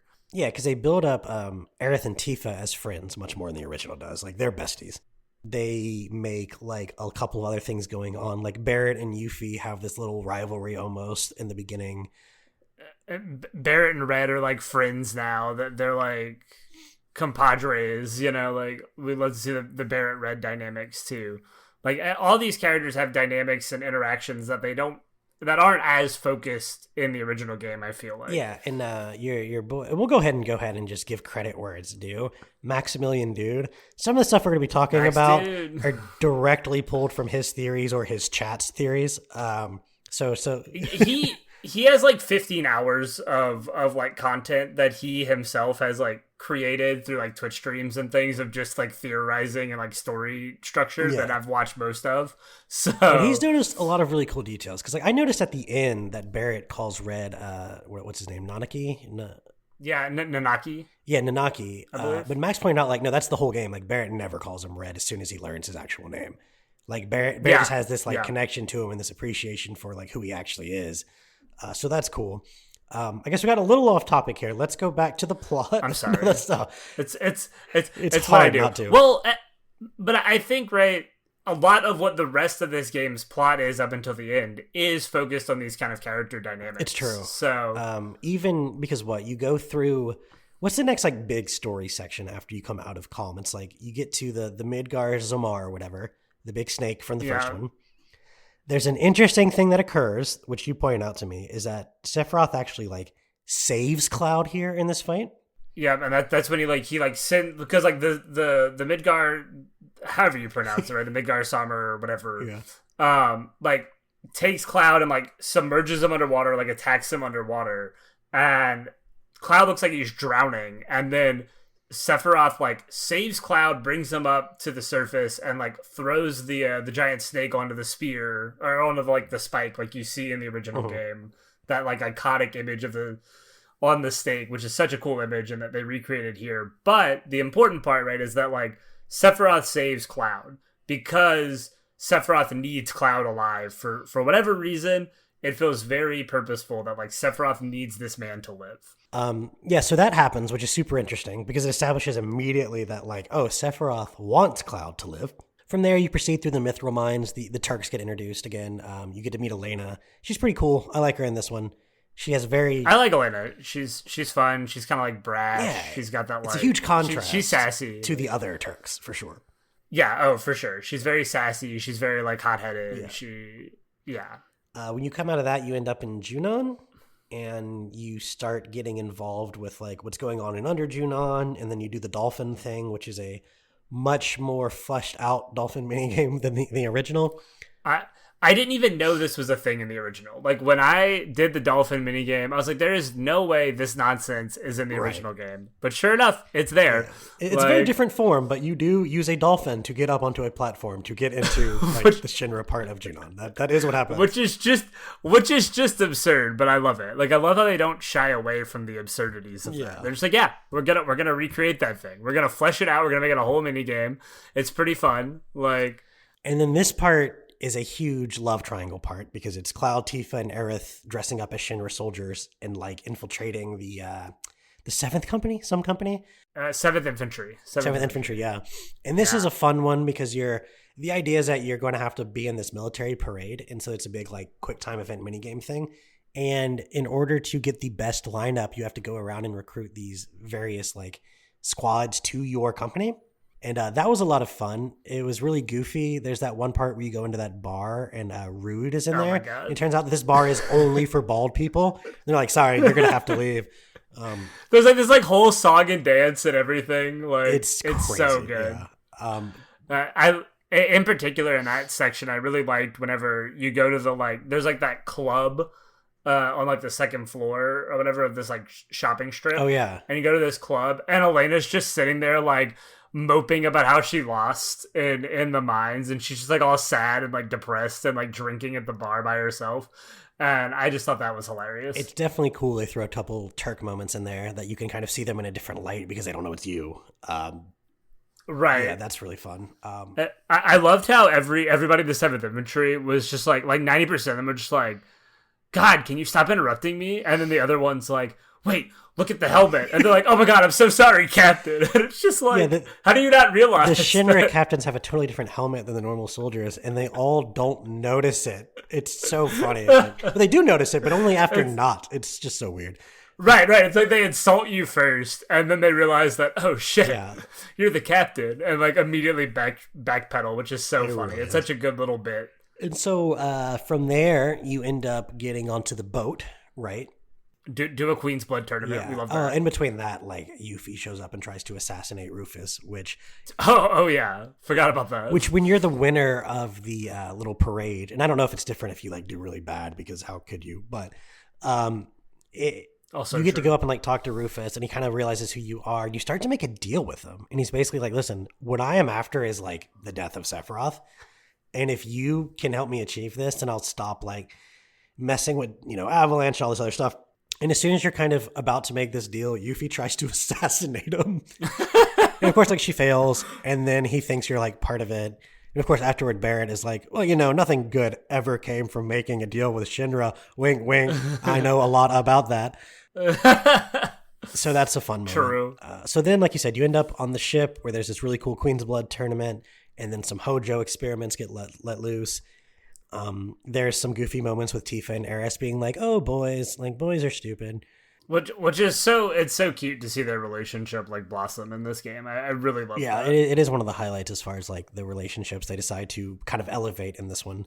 Then you end up in Costa del Sol, which is just like somewhere between 8 and 50 hours of content, depending on what you do, because it encompasses not only this huge array of video or mini games in Costa del Sol and like these beach scenes and this boss battle. It's also got the gold saucer, and it's also got the Corel prison and the desert with the buggy. It's just, there's so much stuff in this part of the game.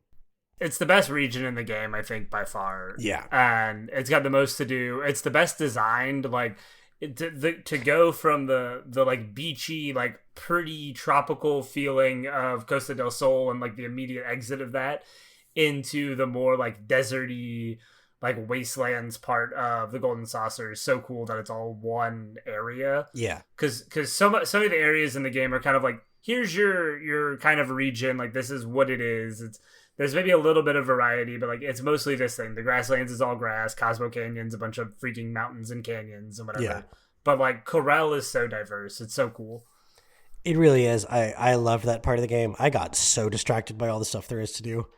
Oh my God. It's easy to get distracted for sure. I mean, I spent 30, 40 hours in this zone. I really did. I mean, it's just, there's so much stuff. But I guess the way the story proceeds is that you do some Corel prison crap. You go to the gold saucer.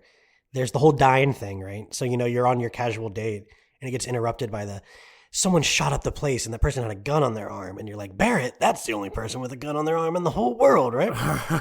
Right. Nobody else would possibly have a gun on their arm. But then you find Barrett, and of course he didn't murder a bunch of people in cold blood. And he's like, no, I know the other person with a gun in their arm. And they do the whole dying backstory, which I thought was pretty cool. It doesn't have quite the same thematic elements to it as the first one. Like, I think the sort of moral of the story or the weight on Barrett is like different than the original. Yeah, I think in the original it feels like they're trying to kind of absolve Barrett of weight a little bit, like kind of get him to like forgive himself a little. And doesn't Dine like kill himself in the first one? Like he jumps off a cliff? Yes, Dine like jumps. He like leaps off of a cliff after he realizes he's become a monster and doesn't want Marlene to see him. But in this one, he just like dies by firing squad. Yes, but right. Some of the ideas behind the like he's a monster, he doesn't want Marlene to see him become a monster. Kind of like that element is still there. But he throws some of the weight back on Barrett as like, you turned me into this monster. Like you trusted Shinra. Like this is still your fault. Like you can't entirely absolve yourself of guilt on this. Like you're still partially responsible for me being this way, which I thought was an interesting, different take. So many stories go the like absolution forgiveness route, and this one's more like, nah, Barrett, you still did that. Like, yeah. You still got to own that. And I know you didn't do it on purpose, right? But like... And you know, the whole thing with Mako is set up as kind of an allegory for like, I don't know, oil, I guess, in the real world. But it's funny, of course, in this because he's basically like, how could you, Barrett? You went with the people destroying the planet. We should have stayed a coal mining town. That clean earth-friendly energy source. Right. That thing surely doesn't destroy the planet. but it is like just a really cool theme of like seeing how... these characters have to deal with Shinra's impact on the world. And of course, like, Barrett thought the best move for the safety of the village was to just go along with it because he knew, like, Shinra was going to build a reactor there whether they wanted to or not. Like, it's Shinra. Yeah. But I think Dine's perspective was just, that didn't matter. We needed to stand up. We needed to fight back. We need to do what you are doing right now in Avalanche, right? I think so much... Right. You should have done it way earlier. So much of Barrett's commitment to Avalanche, I think, comes from his failure to do that with Corel, right? For sure. And I think it's portrayed pretty well here. I really liked those bits. I thought they were presented really well. I thought Barrett's voice actor did an awesome job during those scenes. Barrett's so good in this. I love like every line he spoke. Barrett's got such a great range. Like he's often the comic relief guy. He's often very funny, but when they need him to get serious and dramatic, he nails it so precisely. I might do another side rant here. I keep seeing dumb posts online where people say like, "Oh, like he's kind of a stereotypical character," and it's like I think people are forgetting why stereotypes are bad, and it's not because like there's a couple stereotypical elements to a otherwise fleshed out character. Stereotypes are bad when like. Dude, it's not like Barrett's out here like eating fried chicken and like rapping. You know what I mean? Like he's not a caricature. That's OG Barrett. And it's not even really OG Barrett that bad. He just speaks Ebonics. Like, that's it. That's the only stereotype part of the original Barrett in my mind. Like, the dude, like, he's literally the opposite of, like, a deadbeat dad. None of those kind of black male stereotypes really play into Barrett, I think, in either version of the game. Other than maybe in the first one, the Ebonics are a little more prominent. I think the writing of Barrett in the first one lends a little bit more to see the stereotypy things because of the, like you're saying, like the Ebonics, the way it's written, like, feels a little more caricature, but you're right. The character himself, like his actual personality and his actions aren't very stereotypical in the first game, and they're definitely not in this game. Like, to treat Barrett as a stereotype in this game seems crazy to me. Like, he is easily probably the most fleshed out and interesting and like dynamically performed character in this game. And it's just like, what are you supposed to do? Only ever have black characters that sound like a customer support agent? Like, you know what I mean? Like, isn't it okay for black characters to sound kind of like American black slang culture?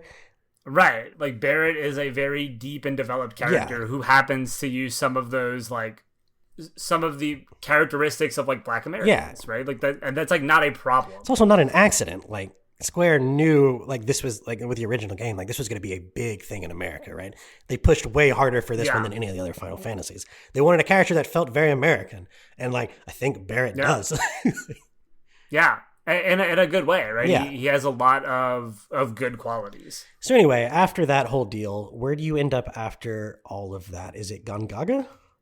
That's when you end up in Gongaga, yes. And you meet Cisne, a character from Crisis Core. Okay. I kind of figured when she was like, I knew Zach, there was only one explanation for that, and they met in Crisis Core. So She also knows Kate Sith. I don't know if you noticed that. No. But there's like she makes a little like reference, like she looks at Kate kind of like you look familiar, and because I think she knows that Reeve is the one controlling Kate Sith. But then Kate does a little like, if you remember, he does like a little like whisper thing where he puts his finger up like shh, you know. Oh, okay. And so I think that is to be like, don't say anything yet. Like, I'm still undercover, if you will. Gongaga was as beautiful as it was annoying to navigate. Holy hell. Oh my god, it's so annoying to navigate. It's basically there's all these like mushrooms you have to jump on to go to different places, but it's not that obvious in either like standing next to it or looking at the map which mushroom leads where. And so there were so many times I'm just trying to get to a part of the map, and I'm like, oh my god, how do I get there? It's like right next to me. I don't know how to get up this hill. And it really doesn't have a lot of like major story implications either. No. Like, it just has the one bit at the reactor pretty much, and that's really the only purpose. Which is pretty intriguing and important for sure, right? You go to this. Yeah, definitely. I think is this where you're looking for a Shinra terminal the first time, maybe? I kind of forget why you're going there. I don't remember exactly. I think you're just trying to learn more about the live stream, and maybe they were like, reactor. Okay. Like, that would make sense. So you get there. I know there's like a big materia or something that Yuffie won't shut up about. That is what Scarlet's trying to get. This is a great Scarlet moment where she's in her mech at the reactor. Yeah. We love Scarlet. That's a fun thing. Yeah. But then, after all of that, something goes down where Cloud kind of gets, he gets his little flashbacks. He gets confused. He starts to distrust Tifa. It plays into that conversation at the beginning. And he just pushes her into the Mako water. Yeah. Literally, like, submerges her into the reactor. I don't know. He doesn't say his little, it's a homecoming thing there, but he says some Sephiroth ass thing while he does it, I think. Yep. I can't remember the exact line, but yeah, it was very like, Cloud, red flag. Then you go through this absolute like acid trip segment with Tifa where you're kind of floating in like the middle of this big creature's belly who look like they have a giant materia on them. It's one of the weapons, like one of the planet's weapons that it uses to defend itself when things go awry. Like the ruby weapon, the emerald weapon. That's what these are? Yeah, these are weapons. They're just not the like Omega or the Ruby or the Emerald. I don't think Omega weapons one in this game, but it's just like a lesser version of one of those. I think. Okay, that's what the big whale creatures. Yeah, are. so she's sitting in this, and she's kind of like it almost looks like a baby in your utero. She's like floating in this like thing, and she sees all of these weird like images of parts of her past. Right, there's like the little well her and Cloud sat at, and you inspect each of them, and you kind of find some stuff out about like her background. I can't really remember what the big reveal down there was. Do you? And I don't even know if so much it was just reveals as much as just like Tifa's backstory a little bit and like her relationship with Cloud. Gotcha. So it's just like a moment to flesh her out. There was a bit with like Sephiroth and like the Whispers are like fighting each other down there. Oh yeah. Is that the first time you come across the other colored Whispers? Yes, I believe so. That's the first time you see the like white Whispers. Yeah. The fate ghost, the plot ghost. Yeah. Good old fate plot ghost whisper things. So somehow through fate or whatever, she escapes that, and the whole party is kind of like, Cloud, what have you done? And then as soon as she's back, they're like, well, okay, guess we'll just ignore this until you lose your mind again. And they do a decent job toward the end of the game, I think, really making these characters react to his deteriorating state.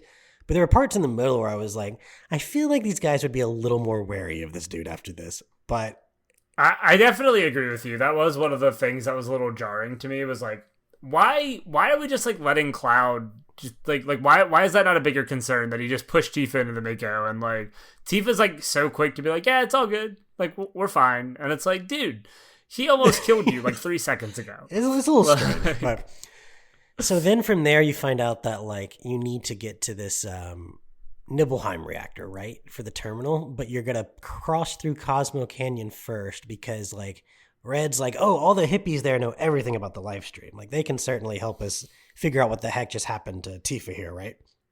Yes, that is correct. Yes. So then you get to Cosmo Canyon, which there's some great parts there. I think overall it was probably my least favorite zone. I didn't like a lot of the world activities.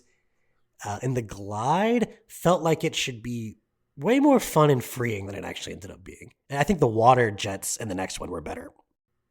The glide becomes almost like a puzzle more so than like here's a fun free way to like navigate the world. It becomes like, okay, I have to go off the right ramp to glide at just the right angle to hit the right fan to get to this like particular ledge so I can get to the next like world activity. Yeah. Like I did not like navigating the canyons of Cosmo Canyon very much. I honestly think they're a little worse than Gongaga because like it's also not as pretty as Gongaga. Yeah.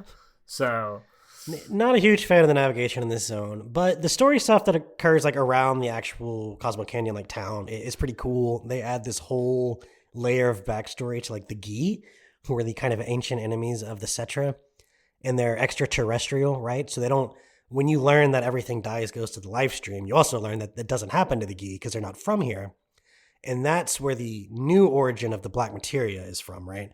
I don't think there either wasn't an origin or it wasn't the Gi in the original. I can't quite remember. I don't think there was an origin. I don't remember one being defined, but in this one, it's definitely the Gi. Yeah, so it turns out the Gi want to make this materia that will just wipe out everything so they can finally rest in peace. And they make it, they try to play themselves off as like innocent victims of like the aggressive and unwelcoming Cetra. And your party's kind of like not buying it at all. Right. Like, even if that is true, we're not going to let you destroy the world because of it. Like, yeah, at one point, Cloud's like, yeah, we'll get it for you. And then he turns around and he's like, we're not getting it for him. It's literally like that fast. He's like, yeah, we'll totally do that. And then it's immediately like, yeah, they can't have that, right? Like we're all in agreement there, right? So that's a really cool part. There's some interesting puzzles and like underground caves. There's and that's also where Red discovers that his dad is not a traitor to his people, which is a nice little like character moment for Red. Yeah, which is where you also find out that Red is a teenager faking a deep voice this whole time, which is also really funny, and I really like that decision. And I think like that may have been present in some way in the original, but they don't do nearly as like transparent of a job as making that obvious. Part of that's because you don't have the voice acting. But I also just think like there's a couple throwaway lines that get lost in translation. I definitely think it's a really good touch to have his voice actor take on a like lighter, just like more childlike tone. Yeah. After that point, and he takes that for the rest of the game, and that means they had to record a lot of shit like twice, because I don't know how much you did this, right? But like I went back to a lot of older content that I had missed, and his voice is always the younger voice post that point. Yeah, they must have done a lot of it twice then, yeah. So like pretty much everything in the game, I imagine they had to record twice depending on what Red was involved in prior to that moment. And there's some little subtle hints. I know in the beach scene where Tifa and Aerith first come out in their swimsuits, he goes like, "You ladies look lovely." Like his gasp is his little kid voice at first, and he has to be like, "That's oh wait." That's interesting. Yeah, that's cool. I only noticed it looking through all of these like compilation videos afterwards, but of course. So then you kind of learn, oh my god, there's such a funny scene here, dude, where there's this little ceremony going on and like Aerith is going to lead it and do something with the spirits. And you go up to Yuffie and there's a couple dialogue options. You can say something like, so do you believe in all this live stream stuff? And she's like, wait, so you're telling me that when we all die, our spirits just like evaporate into this like energy river? It's like, that is literally the dumbest thing I have ever heard. It's so funny, dude. I was dying laughing. I remember that. That was pretty good. So after Cosmo Canyon, you get some of your answers about the live stream. You know that you want to go to the Temple of Ancients for some reason. And in order to get there, we need the Shinra terminal. It's to get the black materia. Okay, that's right. So we need to get the black materia to stop the Gi or Sephiroth from getting it. In order to get that, we need the Keystone. In order to learn where the Keystone is, we need a Shinra terminal. Yes. Standard video game plot stuff, but I'm about to say some fetch questy stuff here, right? This is not Last of Us. It's okay. Still better than the Rise of Skywalker. So we're gonna got him. Not inaccurate. So you go to Nibelheim, and the first thing I noticed that was different was instead of the people in the town being like, "What, town burned down? What are you talking about? That never happened. Who are you?" They're like, "Yeah, but now this is like a care facility for people with Mako poisoning, and it's not your town anymore, Cloud. So stop being weird and go away, Cloud." It's like, okay, that's interesting. Yeah, they're just straight up like, Cloud, go away. Like, I know who you are. You don't belong here anymore. Like, don't cause any problems in our like new happy Shinra town where we're just rehabbing all these people that we poisoned with our Mako. Yeah, the original lets it linger for a minute and make you wonder, like, okay, did it ever actually burn down? Like, what's going on here? And this one, Tifa immediately, like, knocks on a piece of metal and is like, look, they rebuilt it. Like, okay, well. Yeah. So they get right down to business there. You are trying to go to the Shinra Manor for this terminal. Vincent is there, and he's basically like, I have to know that I'm allowed to let you in, so I need some type of, like, ID card. And you're like, yeah, sure, we'll get you one. And does he tell you that guy is dead in the reactor, or someone knows that? No, I think you go to the reactor first to find the key card, and then you find it on the dead guy. Then you go back to the manor. Okay, gotcha. So you Tifa has like a flashback there where she's imagining like when she saw her dad die by Sephiroth, right? He was lying in the same position as this Wu Tai-in dude who has yeah. So that's pretty interesting. You get some of the some more stuff with the whole like Tifa and Cloud memories thing going on. You go to the manor, you go down there and you find this terminal where Kate Sith is like, I'm trying to remember. No, isn't he like chilling back at town on a terminal while you're in the reactor or something? Yeah, but then he goes to meet you, I think. Okay. Like he goes to meet you at the Shinra Manor, like once you get the key card. And you go in some room, Vincent lets you in, and he starts digging through all this stuff. And then Vincent comes in and is like, I didn't say you could look through that. Like I said, you could look through the terminal. And then and then he becomes like Werewolf Vincent, and you have to fight him. Yeah, I totally forgot about the Vincent fight. That shit was awesome. Good fight, yeah, really liked that fun one. fight. It was hard. That one was tough for me. It took me, I think, 2 tries or so. That one was tough, like 2 tries, but it was tougher than some of the other fights around that time, I felt. Yeah, absolutely. So that was a great fight, and eventually you just sort of talk him into letting you access everything because he realizes, like, I think at one point he asked you like who your enemy is. I answered Sephiroth. I'm not sure what happens if you answer other things because he's immediately like, oh, okay. Like, I'm on yeah, board. sure, I'll help you. I hate that guy. I'll probably be remiss if we didn't mention that like somewhere in here you meet Sid, but he's just like a pilot that ferries you around. Yeah, his story is definitely coming in the next game. They don't do a whole lot with it. Like he mentions at one point late in the game that he knew Aerith's mom, or at least like saw her at one point. Like he remembers her and Aerith as a kid. Yeah, don't know what they're gonna do with that. Yeah, because everyone had to have known everyone through every timeline in all of history, but that's fine. Yep, we know. And he's a very different styled character. He has this like country bumpkin voice now instead of his just like cursing like a sailor thing from the previous iteration. I like what they're doing with Sid. I don't mind. I'm curious to see how they're going to take him in the next game, obviously. But I enjoyed what they did so far. Yeah, I'm really excited to see what happens in Rocket Town, which is where you meet him originally. Yeah, Rocket Town. So that'll be fun. So basically, after the Nibelheim stuff, though, there's like this chapter that opens up with a bunch more side content all around the globe that you can go do if you want. You don't really have to. It's mostly the plot there is go to the Gold Saucer, go to the Gold Saucer, have your second date, fight an arena battle for the Keystone, get the Keystone. Kate Sith betrays you and gives it to the Turks. Everyone makes a mad dash for the Temple of Ancients.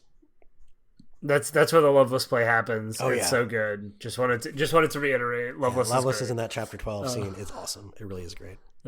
Also your date with your love interest of choice, depending on how, maybe not of choice, but depending on how you've played the game up to this point, you get your date with. I got Tifa. I know you had Aerith. I did. Both dates are cool from what I understand. I know you've watched them all. I've only still seen Tifa's. They're all really good. The Yuffie one is actually like super heartwarming. They're basically like she kind of comes across as like a bratty little sister trying to confide in her older brother, and that one's a lot of fun. But yeah, so Reds is like super plot heavy. Yeah, Reds is just like, oh, by the way, this stays between us, but me and Aerith used to be able to see the future, and now we can't. Isn't that weird? You're like, what the fuck? Like, what do you mean? Like, that's something I should probably know. Like the fact, like that podcast we were listening to, or the live stream recording, one of the guys says, like, I thought that was great storytelling, and I was like, you're fucking crazy. I hate that. Something that important is locked behind something that no one is going to get on their first time through. Yeah, I like it in theory, right? I think it's interesting that like big important plot beats are completely optional because it's not like 100% necessary to know, but it does help like some of the theories and some of the things that we'll talk about in a few minutes. Yeah, so after all of that's wrapped up, you make a beeline for the Temple of Ancients. You get the boat unlocked, which is just really cool. Even though there's not necessarily a ton to do with it, it just feels great and the world feels open and everything is fucking gorgeous. It's definitely like the blueprint for what the next game is going to be like for open world exploration, I'm sure. So you get to the Temple of Ancients. Something I wanted to mention. So in the original, I'm pretty sure once Kate Sith betrays you, he basically says like, but you're going to let me keep working with you because I have Marlene held hostage. Oh, interesting. I don't remember that. Yeah. And Barrett's like, well, I guess, we don't have a choice here. In this one, he seems legitimately sad he had to do it. He even says something like, even though I knew this was the outcome, like this really stings when everyone kind of walks away from him. And he comes back and he's just gone from your party for a little while. And he comes back at the end. Whereas in the original, he never actually leaves your party. Interesting. The only part he does is I think when you're running out of the Temple of Ancients, he sacrifices himself. But then he shows back up. And then like immediately, just like in this one, like immediately when you get back out, he's like, hey guys, what's up? So you get to Temple of Ancients. The Turks open it up with the Moonstone. Really cool thing. It all like comes together like Legos, like mystical Legos building themselves. Yeah, it looks so cool. It's such a cool cinematic. You go in there and there's a few things that happen in here that are pretty interesting. There's the trials where every character has this like, I was expecting it to be like a solo combat thing. They're actually all very narrative heavy reminders of the trauma all these characters went through, right? So Red has this flashback where he's on Hojo's operating table, and Tifa has to deal with, I think, more of the like Nibelheim stuff, right? Right, like her dad dying. And with Barrett, it's like his wife or girlfriend, whatever it was, dying during the Shinra attack on Corel. And so it goes through all the characters, except Cloud, who just gets to sit there and wait for them. And I can't imagine that's an accident. Like, that has to be suggesting something like Cloud doesn't remember his trauma, or like this is his hell, like what he's living through right now. I was about to say, I think it's possible that it's trying to implicate that like what he's currently going through is his trauma. Like his mind is so messed up by this point. Like Aerith after coming out of her trial, right, where she has to like relive watching her mother die in front of her, and like watch like Shinra soldiers like come to take her corpse to like experiment on it and shit. And like right after that, she's giving this like really rousing speech about like, we have to treat life differently, and like loss, it's gonna make us stronger, and all these things. Like we can't think of death as a homecoming and all these things. And then Cloud's just like, yeah, can we move along now? And it's like, oh my It's God. like, can you guys quit talking so we can keep going? Yeah, because earlier, Like, oh God. earlier in this, he's like trying to, you fight the Turks, right? And I think he's trying to basically finish off Elena. Yeah. And of course, like he misses, and Tifa tries to like, Cloud, what are you doing? And he just keeps saying this line of like, it's not death, it's a homecoming. Like you shouldn't be afraid of this. It's and that's when Aerith, after her trauma, is like, you got to quit saying that. It's not that simple. And I don't think she necessarily knows he's getting like Sephiroth possessed or whatever, but she's very much pushing back on it really hard. She's like, Cloud, like, what are you doing? Like, what are you talking about? Yeah, it's a really intense moment. It's a really good narrative segment in that whole little section. Yeah, and then so later on in this, you split up into two different groups of three, right? You have what you were calling the original Avalanche crew. You have Cloud, Barret, and Tifa, and on the other side, you have what is it, Red, Yuffie, and Aerith, right? Yeah. There's this puzzle thing kind of going on that I had mixed feelings about. You basically have to collect this like life force energy and then use it to power up these like beacons that then kind of allow you to proceed through the temple. And yeah, I didn't love that segment. What I did like about it is that the more you collected, you got all these buffs with her in battle, which was pretty cool. So she'd start off with like reflect and faith and all these things. But it wasn't really like an interesting thing. It was almost like a pixel hunt. It was like look around every corner of the little glowing green orb, go through this just tedious animation of absorbing it that locks you in a standstill, and you have to actually be pretty fucking close to them to do it. That was a little weird to me. I thought it was kind of just totally unnecessary, but it's fine because maybe they just wanted to like lull you into a false sense of security with everything that was about to happen in the final like 90 minutes of this game.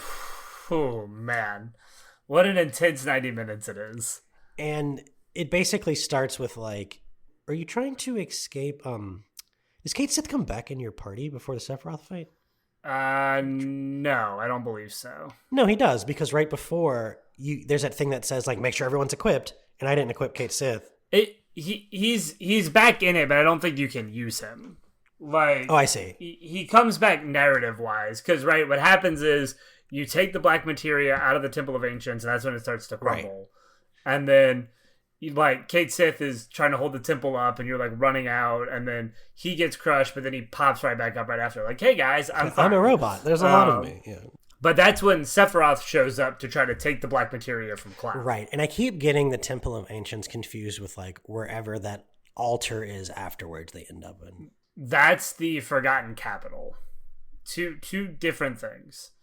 Right. Okay. So the Temple of Ancients like collapses. Cait Sith is like holding it up, lets you escape. He dies, but not really comes back.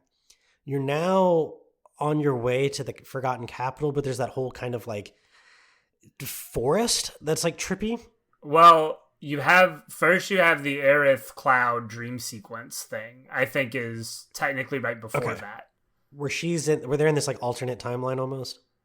Right, and that's at the point when things start to like spiral, because Sephiroth is trying to take the black materia from Cloud, and Cloud is trying to give it to him, right? Like he's controlling Cloud to give him the materia, and then Aerith kind of takes it, and Cloud is like hunting down Aerith, like almost Terminator style. Oh God, yeah. He's like, Aerith, like... It is creepy. It is unsettling. He's so disturbed. He's like, let's talk. And it's like, let's not, dude. Like, you need to chill. Takes it from her and tries to deliver it, like, right to Sephiroth. Yeah, but then, right, that's whenever they both fall into, like, the pit or whatever. They just, like, fall into the pit where the Temple of Ancients used to be. And they wake up in this, like, alternate reality, in this alternate multiverse where the sky is like all dark and gross, and like there's like a big crack through it. Meteors like in the sky, right? Right, yeah. It's like the end is soon. The end is near.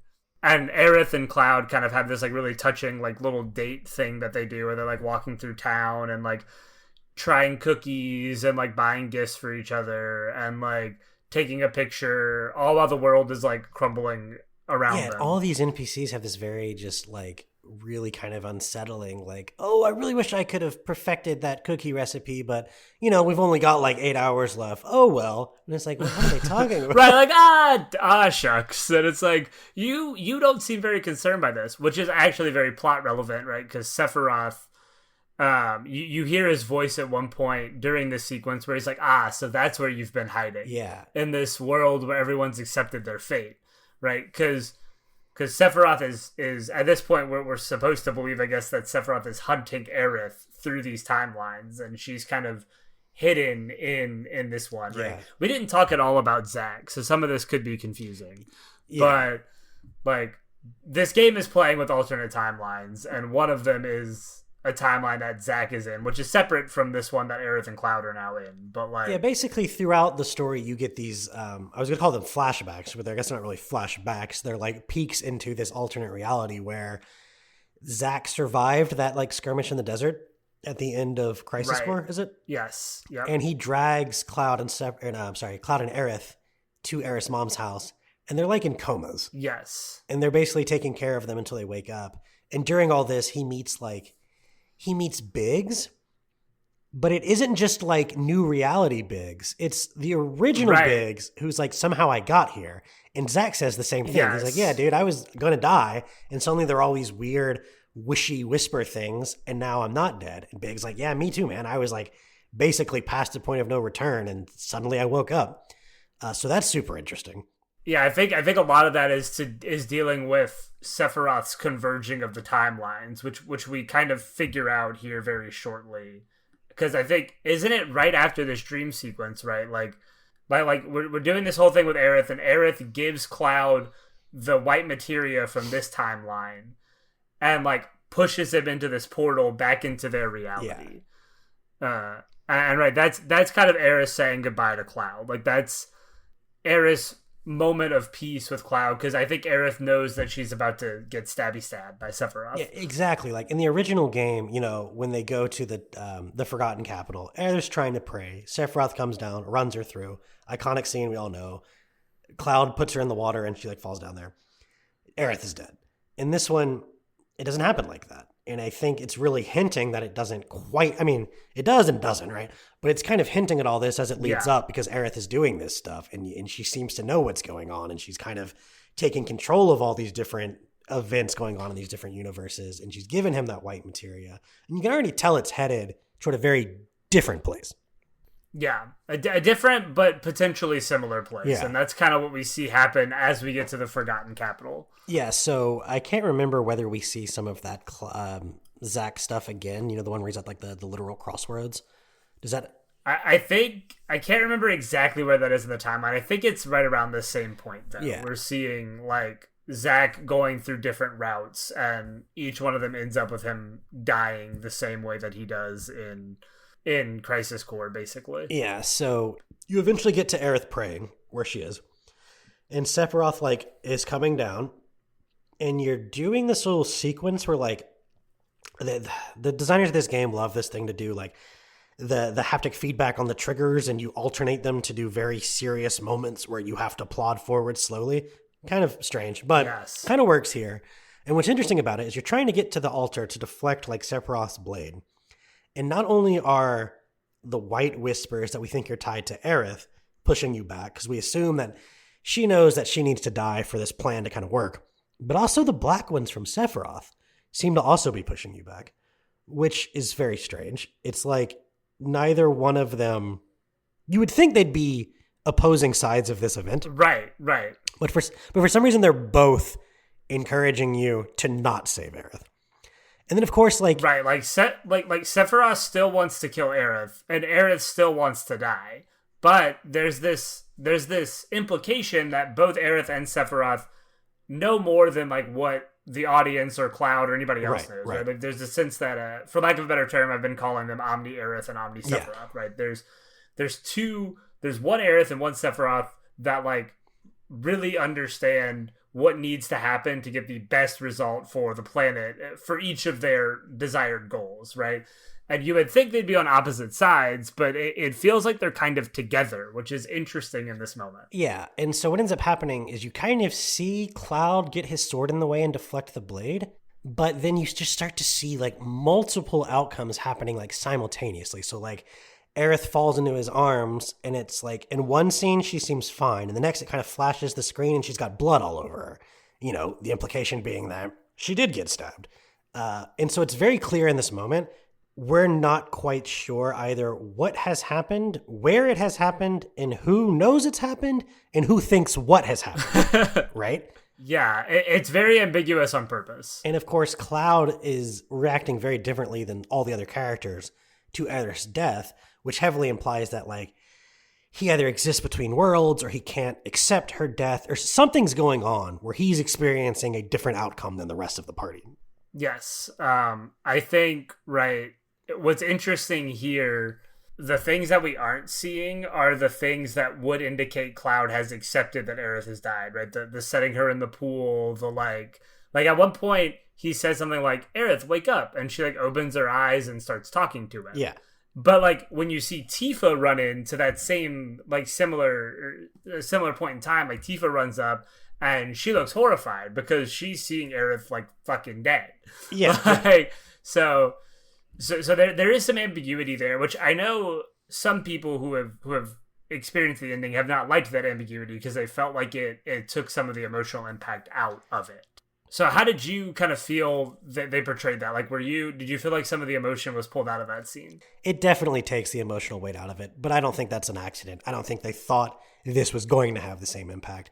They're either saving that for later, maybe we're going to end up like seeing, you know, this timeline play out again in more detail in the next game so you can really see it affect everyone. I mean, who really knows? I think, you know, Maximilian Dude was talking about how like the emotional climax in this is really supposed to be when she pushes him into that portal, because that is her just really giving this final goodbye, because she understands what has to be done from here. Like, she knows this version of her is dying. A lot of versions of her are dying. And I think, right, to me, so much of the emotional impact of Aerith dying is the surprise of it. Right. Her dying is like, oh my God, I did not see that coming. And that's why it hits people so hard. I don't think you can recreate that in this game because everybody knows. Yeah. Like, the number of people playing this game who wouldn't know that Aerith is going to die is so small that, like, it wouldn't even make sense to try and do that scene one for one, because it's just not going to have the same emotional impact because we know it's going to happen. So I think it's much more interesting to put a shroud of mystery behind it. I would agree. I know they use the same reasoning with how they handle Sephiroth in Remake. I thought this worked better. I'm just like, really until the end of this game, to me, Sephiroth was just like, it just may as well didn't exist. I was not intimidated. I wasn't impressed. I wasn't interested. Now that we have talked endlessly about this ending, I'm definitely a lot more hyped for where all this is going. And I find him like that scene where he shows up and it's suddenly clear he is hunting her through all these timelines. That was terrifying to me. That was the first moment where I was like, oh shit, this is a Sephiroth I remember. Like when he's like walking through the church, and like rips Zack, because Zack's like sitting on the steps of the church, and he like rips him out of that timeline and just like sends him to another one. Like, goodbye. Yeah. Like, you are so irrelevant to me at this point. And then he just like busts into the church doors, and Aerith's like trying to get Cloud out of there, and he's just like steady walking behind her. It is so threatening, dude. It's so menacing. Yeah, so all this timey-wimey shit's going down. You get this awesome, epic last boss fight with Sephiroth that goes through like all of your party members in different combinations, plus Zack. It's so cool. You basically get to do a synergy ability at one point alone, because the idea is that, like, I can't remember if you were Cloud or Zack, but you call the other one like through the timeline and you do the attack together. Yeah, I think it's when you're Zack. Yeah. There's really cool stuff. Zack's really fun to play with. He basically has like all the spells and then some really cool weapon abilities. So he's just very versatile and powerful. Max was saying in that video we were watching, I didn't notice this, but apparently every character has their like max level 3 limit break except Cloud. Oh, interesting. I did not notice that. And this is basically, in his mind, it's because Cloud is the only one who hasn't accepted that there's something to be really upset about right now. Oh, interesting. Yeah, I kind of like that. Yeah, I didn't notice that. I'd have to go back and check. And I had the friggin' thing that gives Cloud his level 3 anyway, so I literally wouldn't have noticed. But I thought if that's true, that's a really, really cool touch. Yeah, there's definitely a lot going on here, right? Like, at the end of that whole sequence of fights, right? Really cool fight. I really like how the first part of that fight, right after Aerith dies, is the like battle with Genova, right? That happens like I think it's Genova Life Clinger, maybe is the name of it. I think it's a similar thing happens in OG, right? Like right after Aerith dies, you fight a battle with a form of Genova, and in this one, and I think in the original too, like the battle theme switches to Aerith's theme, and I think it's just so like there's just such a poignancy to it to start that battle with Aerith's theme, and I was just like, how do you want me to fight this battle while Aerith's theme is on in the background right now? Like, don't do this to me, game. All right, I think that's the most emotional part of this whole sequence is having Aerith's theme play, like knowing that she's dead, right? Seeing it happen. You thought you could save her, but like, nah, you see the blood, Tifa's upset, Barrett's upset, Yuffie's even, like everyone's upset. And you're having to fight this battle with Aerith's theme playing. And then it kind of transitions into this battle version of Aerith's theme, which is really cool. And then, of course, you fight all these phases of this fight with all your party members. But the last part of this fight is Cloud and Aerith fighting Sephiroth, which I thought was a really cool fight. It takes place in this like white dimension. It feels like it's like kind of like a blank like mind dimension almost. But you're fighting with what feels like Aerith's spirit, right? Like and Cloud and Aerith are fighting Sephiroth. It's a really cool fight. I just really enjoyed all the stuff that they did there at the end with the combat and the storytelling through combat. Something that really didn't occur to me, or I didn't think too hard about until playing through this, is that like in the original, you really never fight Sephiroth, right? It's always Jenova. And then at the very, very, very end, there's that one-on-one duel with Cloud and Sephiroth, but you get a free Omni Slash that kills him. Right, it's literally just like symbolic, like yeah, you really never fight him directly, and I think part of that is because it doesn't turn out his body has just been like sleeping in the northern cave the entire time, right? Yeah, right, like he's never actually had a physical body throughout this whole thing, which I think is still probably true in this game at this point as well. I think they're still probably going toward that. It's just they also decided to give you more fights with like one-on-one swordsman Sephiroth, right? Right, but it doesn't feel like we've actually met real human Sephiroth. Yeah, other than the Nibelheim flashback, right? That's like the only time. Yeah. Yes. Other than that, I don't think we've actually met like tangible body Sephiroth. He's just taking over other people with Sephiroth, with like Jenova cells. Yeah. So that battle ends. It's super, super fun. I loved that fight. Kicked his ass, just saying. I dominated him, but that one took me like 2 or 3 tries, mostly because that like final move that he does where he's like spinning around. I didn't understand that you could attack him during that. So like I was like running around trying to avoid it, and it like was hard to avoid for me, especially with Aerith because she's like really slow, and it just I had trouble with it. I eventually got it, and it was cool, but that final little bit of that fight gave me some trouble. I would like a better explanation in the next game about what abilities interrupt who, what, when, and how. Because that is just, after 200 hours in these 2 games together, I still haven't figured that out exactly. Like in Remake, that very first fight, we were talking about how hard it was the first time we played it. But it's because like, and then we saw someone on like YouTube like speed run this thing. And it turns out Barrett's focus shot just interrupts the Scorpion's like attacks. And it's like, okay, yeah, this is never explained ever. Not in this game, not in the next game. It just sometimes I just notice I interrupted attacks, and other times it did shit, and it's like fine, whatever. But anyway, so all this happens, and you have this just gorgeous CGI scene at the end. Yeah, it looks so good. Where they're in the field outside the Forgotten Capital, and it's like this grassy field, and the Bronco's there, and everyone is very clearly distraught. And Aerith is kind of walking around, talking, but it's very clear that no one's interacting with her. And Tifa, is bawling. Red looks really sad and kind of even says, like, Aerith, like, is that you? As she kind of passes by. And it becomes clear at the end that Cloud is, like, either in between time zones or is, like, imagining her or is hallucinating her or something. She is dead in this timeline that everyone else is in. But he doesn't know it, doesn't accept it, something along those lines, right?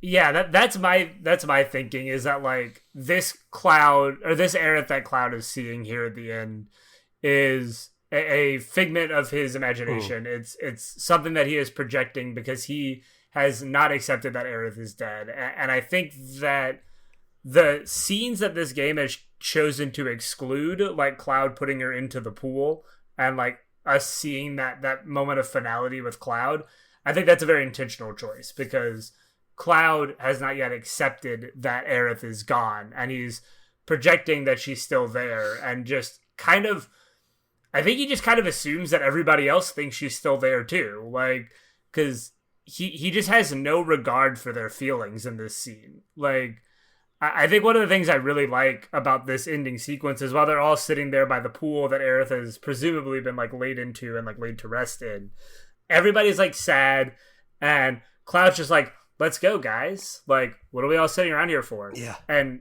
Tifa kind of looks at him with like this look of just disgust. Yeah. Like my best friend just died. This person who very much cares for you just died. Your pseudo kind of love interest maybe just died. Right. Like she very much cares for you. So like even if you don't like her back, like she definitely likes you. Like, and you just don't care. You have no emotion about this. And like Tifa is so disgusted. She does not speak to Cloud one time in the entire ending of this game. Almost every character has like some lines that like Barrett talks to Cloud, Sid says some things like related to Cloud, right? But Tifa never speaks a single word to Cloud post the like final fight because she's just so disgusted with his actions. Like, who even are you? Yeah. At least that's my interpretation. No, I think you're exactly right. I mean, when like right after she dies, like Aerith dies, Tifa's like distraught and he's like, come on. Because it's just clear that he didn't see the same thing. He doesn't think it's the same thing. Right. Yeah, and it really just carries that all the way to the end. She's like so upset with him. It's going to be interesting to see, especially building off some of that stuff early in the game with you weren't there, blah, blah, blah. What happens with their relationship going forward, I think is going to be very interesting. It definitely will be. I'm very curious how or if, or I mean, obviously they will in some way, shape, or form, but I'm curious to see how they're going to carry Aerith over into the third game. Like, she will definitely be present in some way. It's hard for me to believe that she won't have some impact on the story, but I wonder if it's going to be like her physical presence, like in flashbacks, or if she'll be like walking by Cloud, like talking to him as if she's still there in his mind. Yeah. And like everybody else just like, Cloud, who are you talking to? Like, Aerith is dead, dude. I wonder how they're going to kind of have her be involved, because I'm sure she will be. Like, they've put a lot of effort into characterizing Aerith and like making her a fully fleshed out character. And maybe they won't for a while. Like, maybe they'll like have a big chunk of the game be without Aerith to really make you feel that loss more. Yeah. It'll be interesting to see how that is handled. And so I guess it really concludes the story summary here, and we can kind of just get into speculation on the third game. I think that'll mostly be a story thing. I do want to drop a couple gameplay related things first. Where's my fucking loadouts? I can't believe. Dude, where are loadouts? You know, in the original, you can just... I'm losing my mind. You can just copy someone's material loadout to another character in the original, like in a 1997 game. I did not know that until Max said it in one of his things. Ridiculous. But it's like, dude, what? Like, in 97, you had this already figured out. Like, what are we doing? Beyond that, like, so you only get 3 party combinations, which is not nearly enough. And you can't name them. And so it was just 1, 2, 3, and I never really knew what was what. I never used those. I just went to the first one and swapped out who I wanted. Like, I just hated that. Yeah, I thought it was an interesting idea, but like, yeah, I was constantly swapping out the combinations anyway, so I was like, it's also buried under like combat settings instead of party. Dude, the menus in this game. Dude, the retry boss battle, like some of the UI stuff is just so absurd. Like, I love the meme about how like the hardest puzzle in the game is figuring out what you want to do after you die. Because it's like retry this battle, but you actually start before the battle. And then it's like retry before this battle, but you actually start like at the beginning of that story segment. Then it's like retry at checkpoint, which, dude, one time I did retry at checkpoint and I lost 5 hours and I don't know what the fuck happened. Like, luckily I had other saves, so I was able to reload. It was fine. But I don't know what it thought my last checkpoint was. But I had done the entire Cosmo Canyon Proto Relic questline. And when I hit restart from checkpoint, none of it was started. That's, yeah, some of the UI, right? Like we talked about it a little bit earlier, but like some of the UI is absolutely absurd. I hope they can clean some of that stuff up. You just need one Westerner in your studio. I know you don't want, but just get one. Like, just have like a UI designer. Yeah, like just get some intern from Twitter who specializes in UX and just let them like fucking play your game first, please. Oh my god, dude, it's crazy. Some of the things are, and like just loadouts. Again, like for the love of God, just please. It's not like the overall UI is just atrocious at every corner. There's just certain things that you think would really go a long way in helping you navigate the game's systems, and they just don't even bother to give you. Yeah, it just some like tiny quality of life stuff would really make some big improvements, and I think some of that exists from remake into rebirth. Like I can't even necessarily think of any specific ones at the moment, but like there were some things I was like, okay, yeah, like that feels good now, but like not having loadouts still, like some of the way the menus are, like the combat settings party thing that you mentioned was so confusing to me. Like the number of times I went to party to change my party, even like late game, and I was like, wait, I think I did it every time. That's not where you do that. I think every single time. It's like, wait a second, that's not where you do that. And then what? Because why would you change your party under the party tab? And then you get 6 Queenbloods decks, which I think is enough decks, but you can't name them. So of course I never knew what was what. Yeah. And it was particularly dumb because when you do a pre-made deck, they all have names. Like, give me a fucking break here. Yeah, it's wild, dude. Some of those decisions are wild. I hope they clean a lot of that up. Beyond that, something a little more like hopeful. I want to see, I've talked about, I want to see more help with the weapon abilities and like training, just give you a better idea how those work. I definitely want to see more development of I would think, let's get rid of synergy skills and abilities and just have one thing that's kind of in between them. Maybe something that has a little more impact than skills, but doesn't take like a boss battle to trigger like the abilities do. I would be cool with that. Maybe something more along the lines of like a Chrono Trigger duel tech kind of thing. I was gonna say I'd maybe like to see just a retool of the Folios. Yeah. Right. I know the Folios were retooling the weapon abilities from the first game, but like let's retool it again. Maybe try again. And I do expect them to. I do expect them to take like another stab at this whole thing. Yeah, I can't imagine a lot of this game's like. Right, because a lot of the things that were done in Remake were changed and kind of tweaked for this game. I can't imagine they won't do the same thing again. I never would have thought I'd be still so just not tired of this game after this long, especially coming off of Remake, where I thought I'd already kind of capped out on my exploration of their mechanics, and I really thought this game would be more about other things besides that. But they did such a great job adding new stuff to the combat and keeping it fresh. I'm just really, my expectations are for a third iteration of that, and that's going to be tough. So maybe I should temper my expectations. Yeah, there's definitely some concern, I think, that this is going to kind of maybe go like a Tears of the Kingdom or Spider-Man 2 approach, where it's like, here's that game, but more. But I don't know. I don't see that happening with the way Rebirth was handled. Like, if they wanted to do that, they could have just done Remake, but more. But I feel like they didn't. They took some shots, they did some interesting things, and crafted some interesting new mechanics, even if they don't all work. And I think, there's a lot of fair criticisms of this game, but like, I don't think calling it lazy is fair. I don't think calling it a cash grab is fair. I think it is a piece of art that people poured their heart and soul into, and that doesn't always work for everyone. Oh my god! But it is a creative just burst of energy. I mean, there was no one at that studio saying, "Well, I don't know if the audience is going to like that." That was just not a concern. It was some auteur shit. No, they were just like, yeah, we're going to do our thing, right? Like, it's going to be weird. It's going to be weird. We're going to do some shit at the end that's, like, multiversal, and, like, we're going to be bringing in crazy Omni Eris and Omni Sephiroth, and we're going to take this scene that everybody's expecting to happen, and we're going to do it completely different than they expect to happen, and, like, we don't care. We're doing it. We're going to do our thing our way, and I think people have responded overall pretty favorably to that. Yeah. So ultimately, like, I'm hoping for a few tweaks. I'm expecting some new stuff. I expect Vincent and Sid to be awesome. Every character feels so different than each other. I expect that to continue. Overall, I am very hyped for the mechanical part of this. And we've already been going for like 2.5 hours here. Oh my God. But let's try to round it out. I'm just gonna let you kind of lead this because you have this, I think, better sorted in your head. And I'll ask questions as you confuse me, which might be often, but let's think about where the story is headed from here. What does Reunion, or whatever the third one's going to be called, have to, like, what does it really need to do to make all this make sense? And how do you think it's going to get there?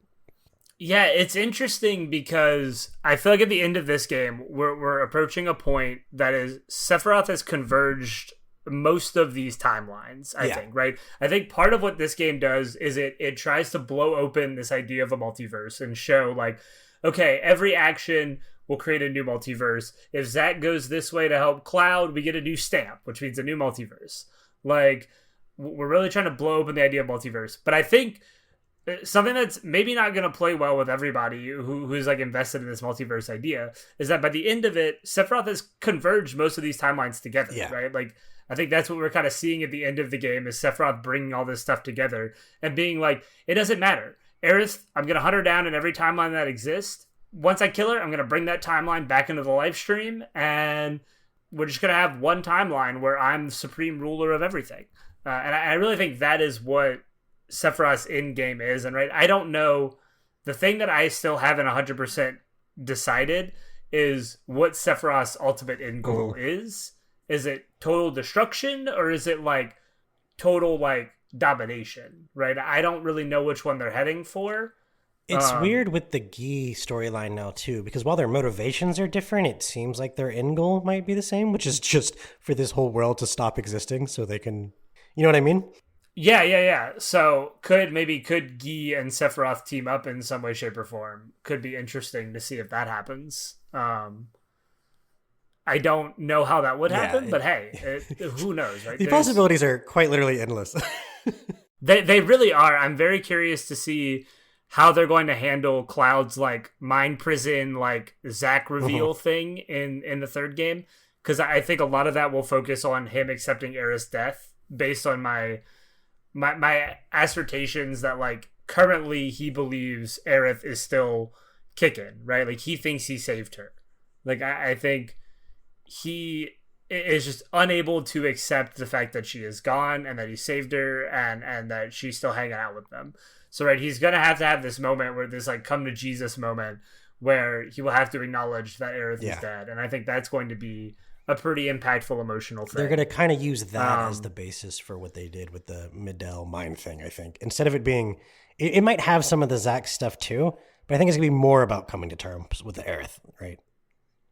I would agree with that, and I'm wondering if they're going to find a way to bring Zack in early into our current timeline and have like Zack and Cloud go side by side, and maybe Zack will reveal like, yo dude, like those memories aren't yours, those are mine. Like I wonder if they're gonna maybe take that approach. Like Zack will reveal it in person to Cloud that his memories aren't his and that his memories are actually Zack's. It'll be interesting to see where they go with the whole Zack thing. And I guess we didn't talk about that a lot. I sort of assumed it's like Aerith dying, where if you're listening to this, you kind of already know that his memories in the Nibelheim flashback are not his, right? And that's one of the big reveals in the first one. Something I was talking about before we started recording was I played through that again last night, and it's becoming obvious that like, yeah, Cloud is younger, so maybe he's just less jaded, but his personality sounds exactly like Zack's does in all of these little flashpoints, right? And when he talks to that little soldier, you can see blonde hair sticking out the back, and he just sounds like a brooding, like, yeah, I guess. And it's like, okay, you can really see them playing that up this time. Right. It's because, right, again, I think it's the same thing that I was talking about, like, with Aerith's death sequence. Like, people know this. Like, people playing the game, most of them are going to know this story beat.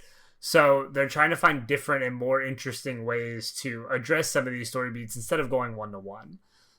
So I think that'll be interesting to see how that happens in the next game. I think one of the things that's going to be interesting is just like, are we going to see these multiverses as any type of mechanical thing? Like, is it going to be almost like we can travel between them at will to go do different things? Are we going to see multiple versions of the same towns or maps? Or is it going to remain purely a story thing? I'm really excited to see how they kind of handle that mechanically. That will be interesting. I think it depends on how many multiverses are left, right? Like, I think at the end, Zack, it feels to me like Zack is clearly in another timeline at the end. Like, Zack is in a different timeline, and he needs to find a way back into our current timeline. And, like the main timeline that the main cast is in. And I think there's some theories, right? I know Max has a pretty interesting theory about the clear materia, that it will be like a vessel for Cloud's memories. Oh yeah. Now that the memories have been like ripped away from Aerith, and that clear materia will become a vessel for Cloud's memories, and like we'll have a legion of Clouds essentially come together to give like Sephiroth his final Omni Slash that we see. It'll be like a legion of Clouds, right?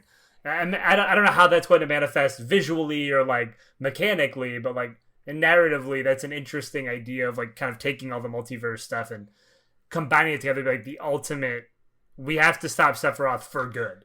Like all versions of Sephiroth must die. It'll be like stamps. Each version of Cloud will just have a slightly different little haircut and outfit. like one spike going this way and the other spike going this way. So we've talked about this game so much off air that I'm kind of forgetting what we talked about in this episode and not. But one thing I do think we need to get back to mentioning is, so in this one, and this relates to the materia you were talking about, right? They establish in this that Sephiroth kind of feeds off like negative energy. And they also establish that materia is a collection of like memories and knowledge, right? So that empty one that she has kind of symbolizes how she lost her memory, right? Right, which is probably why she can't see the future anymore. Which Red lets you know if you're trying to fuck him or whatever. But God, I'm still mad about that. that feels like a good cold open. Right, it just might be. So it's clear that like one of these other versions of the materia are going to have to come through, or that one's going to have to be refilled, or something's going to have to happen because like the original timeline's white materia has been drained because she lost all her memories. That's an interesting thing. In with them establishing like Sephiroth feeds off the negative energy. That's why the whole thing with her being in the timeline where everyone accepts their fate, he's a lot less powerful there because everyone's just like, oh, right. Death, whatever, instead of being terrified and sad and grieving and whatnot. Yeah, and another interesting thing about him like feeding off the despair and the sadness and everything is that's probably a big reason why he's been manipulating Glenn Lodbrok, right? That character that we mentioned like 2 hours ago that was part of a freaking like mobile battle royale, right? He's in this story too. But you find out at the end that he's really just been like a vessel for Sephiroth this whole game. And he's been trying to instigate war with Wutai. And that very much feels like a purposeful plan from Sephiroth to create a situation where there's more pain, more sadness, more despair. And I think we're really going to go into that in the next game, right? I think war with Wutai is going to be a big part of the next game. Yeah, so there's this great scene at the end with Rufus and this Glenn Lodbrok character. And basically, he's like, Glenn is saying how, the plans for war are like ready to go, or this conflict's going to start. And Rufus basically calls him out and is like, yeah, man, I think I figured out that you're just trying to distract me from Sephiroth and you're related to him somehow. And Glenn literally does like a slow clap. Yeah, it's like, good job. And then like taunts him and tries to walk away. And of course, like Rufus shoots him in the back. And then of course, it's just one of those random robed dudes because these are the vessels that Cloud or Sephiroth keeps like appearing through throughout the game. And Rufus has this, great scene actually where he just like breaks down emotionally and just unloads his gun on this corpse until he can't fire it anymore. And I thought that was really interesting because you remember earlier in the game, the deal you almost make with him, he's like, hey, I just need you to take care of Sephiroth. It's like he's probably known this for some time, but he's like Sephiroth's the real problem. Yeah, but he's so Rufus's motivations are hard to read because he also like really thought he was going to find the Promised Land, right? But it turns out that's not true, and Hojo basically tells them like some shit like, no, this isn't it. It probably does exist somewhere, but this isn't it. Rufus is like, all right, whatever, fine. Rufus is a very interesting character in this one. They've laid some breadcrumbs to develop him a lot further, I think. I know in the original he eventually dies when like Ultimate Weapon shoots that laser in that tower or whatever that he's in. I'm wondering, but he actually doesn't because he's in Advent Children. But so it'll be interesting to see if they just develop him a lot before that happens, or if they decide to bypass that because he is in Advent Children. I mean, who knows? But I thought, and the Rufus fight in this game, which we didn't mention, is awesome, brutal, but awesome. Yeah, I like the Rufus fight. I was playing on normal, so it wasn't quite as hard for me. But yeah, it is a tough. It's fight. One of those that really puts you to the test mechanically, and kind of is like, if you've been winning battles up to this point by just like casting magic or summons, well, you're gonna have to rethink everything because this is all about the timing, using the right weapon skills, the blocking, Yeah. It forces you to block. It forces you to think smart. Yeah, it's a great fight. And Rufus is a great character. I think they do a great job of making him interesting and like developing his personality. I don't know if it was just because the pacing game. of the game was off / I spent 50 hours in the Golden Saucer, but the Turks seemed have a little less screen time this time around. And then also, like, I literally spent all of the game thinking Reno was dead. I was like, oh, we must have killed him in the last game, because I remember you fought him. And I was like, oh, he must have died, and I just don't remember, because he doesn't show up until, like, the Temple of the Ancients. Yeah, I think they say something, like, pretty early on, like, maybe when you first meet Elena and Rude, like, I think Cloud may make a reference, like, where's spiky hair or something. Like, he says something, and I think Rude says, like, oh, he's recovering. So, like, I guess you, like, really mess him up in the last game, and he just, like, recovers through the entirety of this one. Something like that. Yeah. It is kind of a bummer. I like the Turks a lot, obviously. I think everybody likes the Turks. The Turks are great. I imagine they'll have a pretty decent role in the third game. Yeah, I hope that the game manages to keep a sense of openness while maybe just constraining its plot a little more. I don't know what that looks like. Maybe that just means smaller zones with less stuff in them, so you can't possibly waste as much time in between story beats. I don't know what that looks like, but I think they're going to find kind of a balance between these two games. This game attempted that a little bit, right? With like kind of having the linear segments in between the open world segments. And it works relatively well, but I think so much of this game's plot is meant to be like, you're just following rogue people to find Sephiroth, right? It's so much of just like, we're following these things, we're trying to find Sephiroth until like the very end, whenever there becomes like a specific motivation, that it makes the pacing a little hard to do. I'm hoping the next game will have a more like focused narrative idea. But I guess, we'll see. Yeah, and we'll see is probably like the last thing that's to be said here. We can speculate all day, but I truly think I'm going to be surprised with what they end up doing.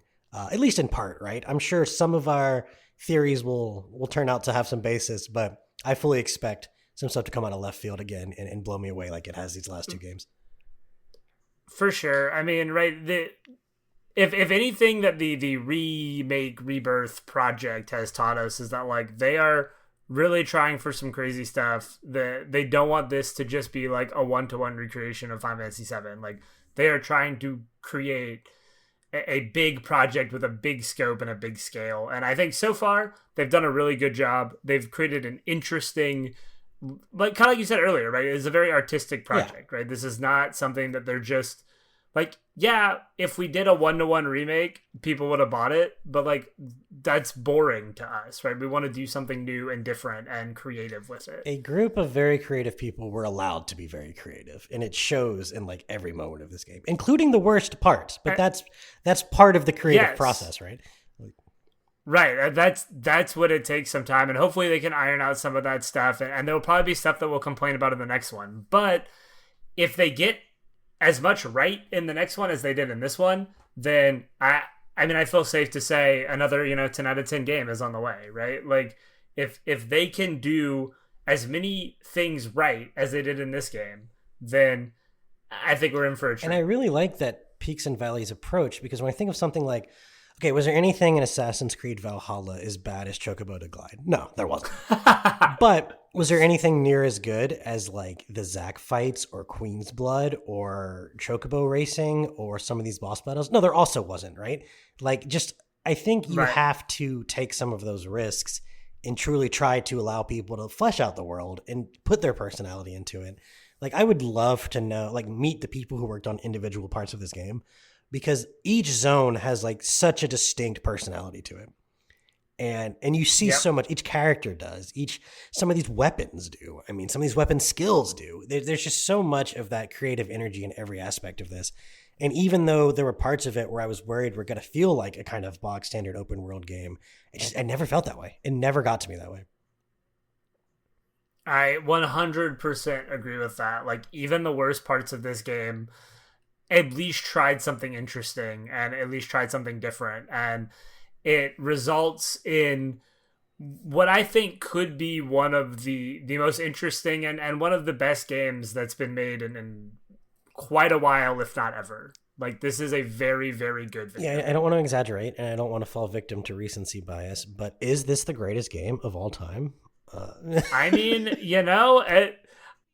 maybe not, but I think it's definitely going on my top 100 list somewhere. Like, it's gonna find its home for sure. It's gonna remain a favorite of mine, even if it's something I never really go back and fully play through again, because it was just such a like. I don't know what happened to the month of March. I can barely tell you, dude, anything I did other than play this game. Like, it really did consume so much time, and I think it's a testament to how much there is to enjoy here, and I can't wait to see the next one. Yeah, I mean, at the end of the day, 2 thumbs up for me. If I had more thumbs, I'd be putting them up. Right, I'd give it as many thumbs as I can. I'm gonna go into alternate timelines and get more thumbs, and we're gonna raise them all up. Just what a game! Yeah, fantastic. I loved this start to finish. Even the moments I didn't love were just completely drowned out by the ones I did. Even the things I didn't appreciate going through it, I began to appreciate more as I was getting to the end. So many good things to say about this, and I'm just super excited for the next one. It's a 10. It's a 10 for me. It's a straight up 10 out of 10. Like, that doesn't mean it's free of problems, right? It obviously has a couple things that we've talked about that we didn't love, but the good so far outweighs the bad, in my opinion. That it's a 10. Like, just call it a day, give it a 10. Well, that about wraps up our discussion on this instant classic, Final Fantasy VII Rebirth. We hope you guys enjoyed the game and enjoyed our discussion. As always, you can follow us on social media, all of the social medias, at the Games Gone By podcast. And you can email us at gamesgoneby@gmail.com. Signing off for this special episode of Games Gone By, I'm Adam. I'm Austin. Thanks for listening. We'll see you next time.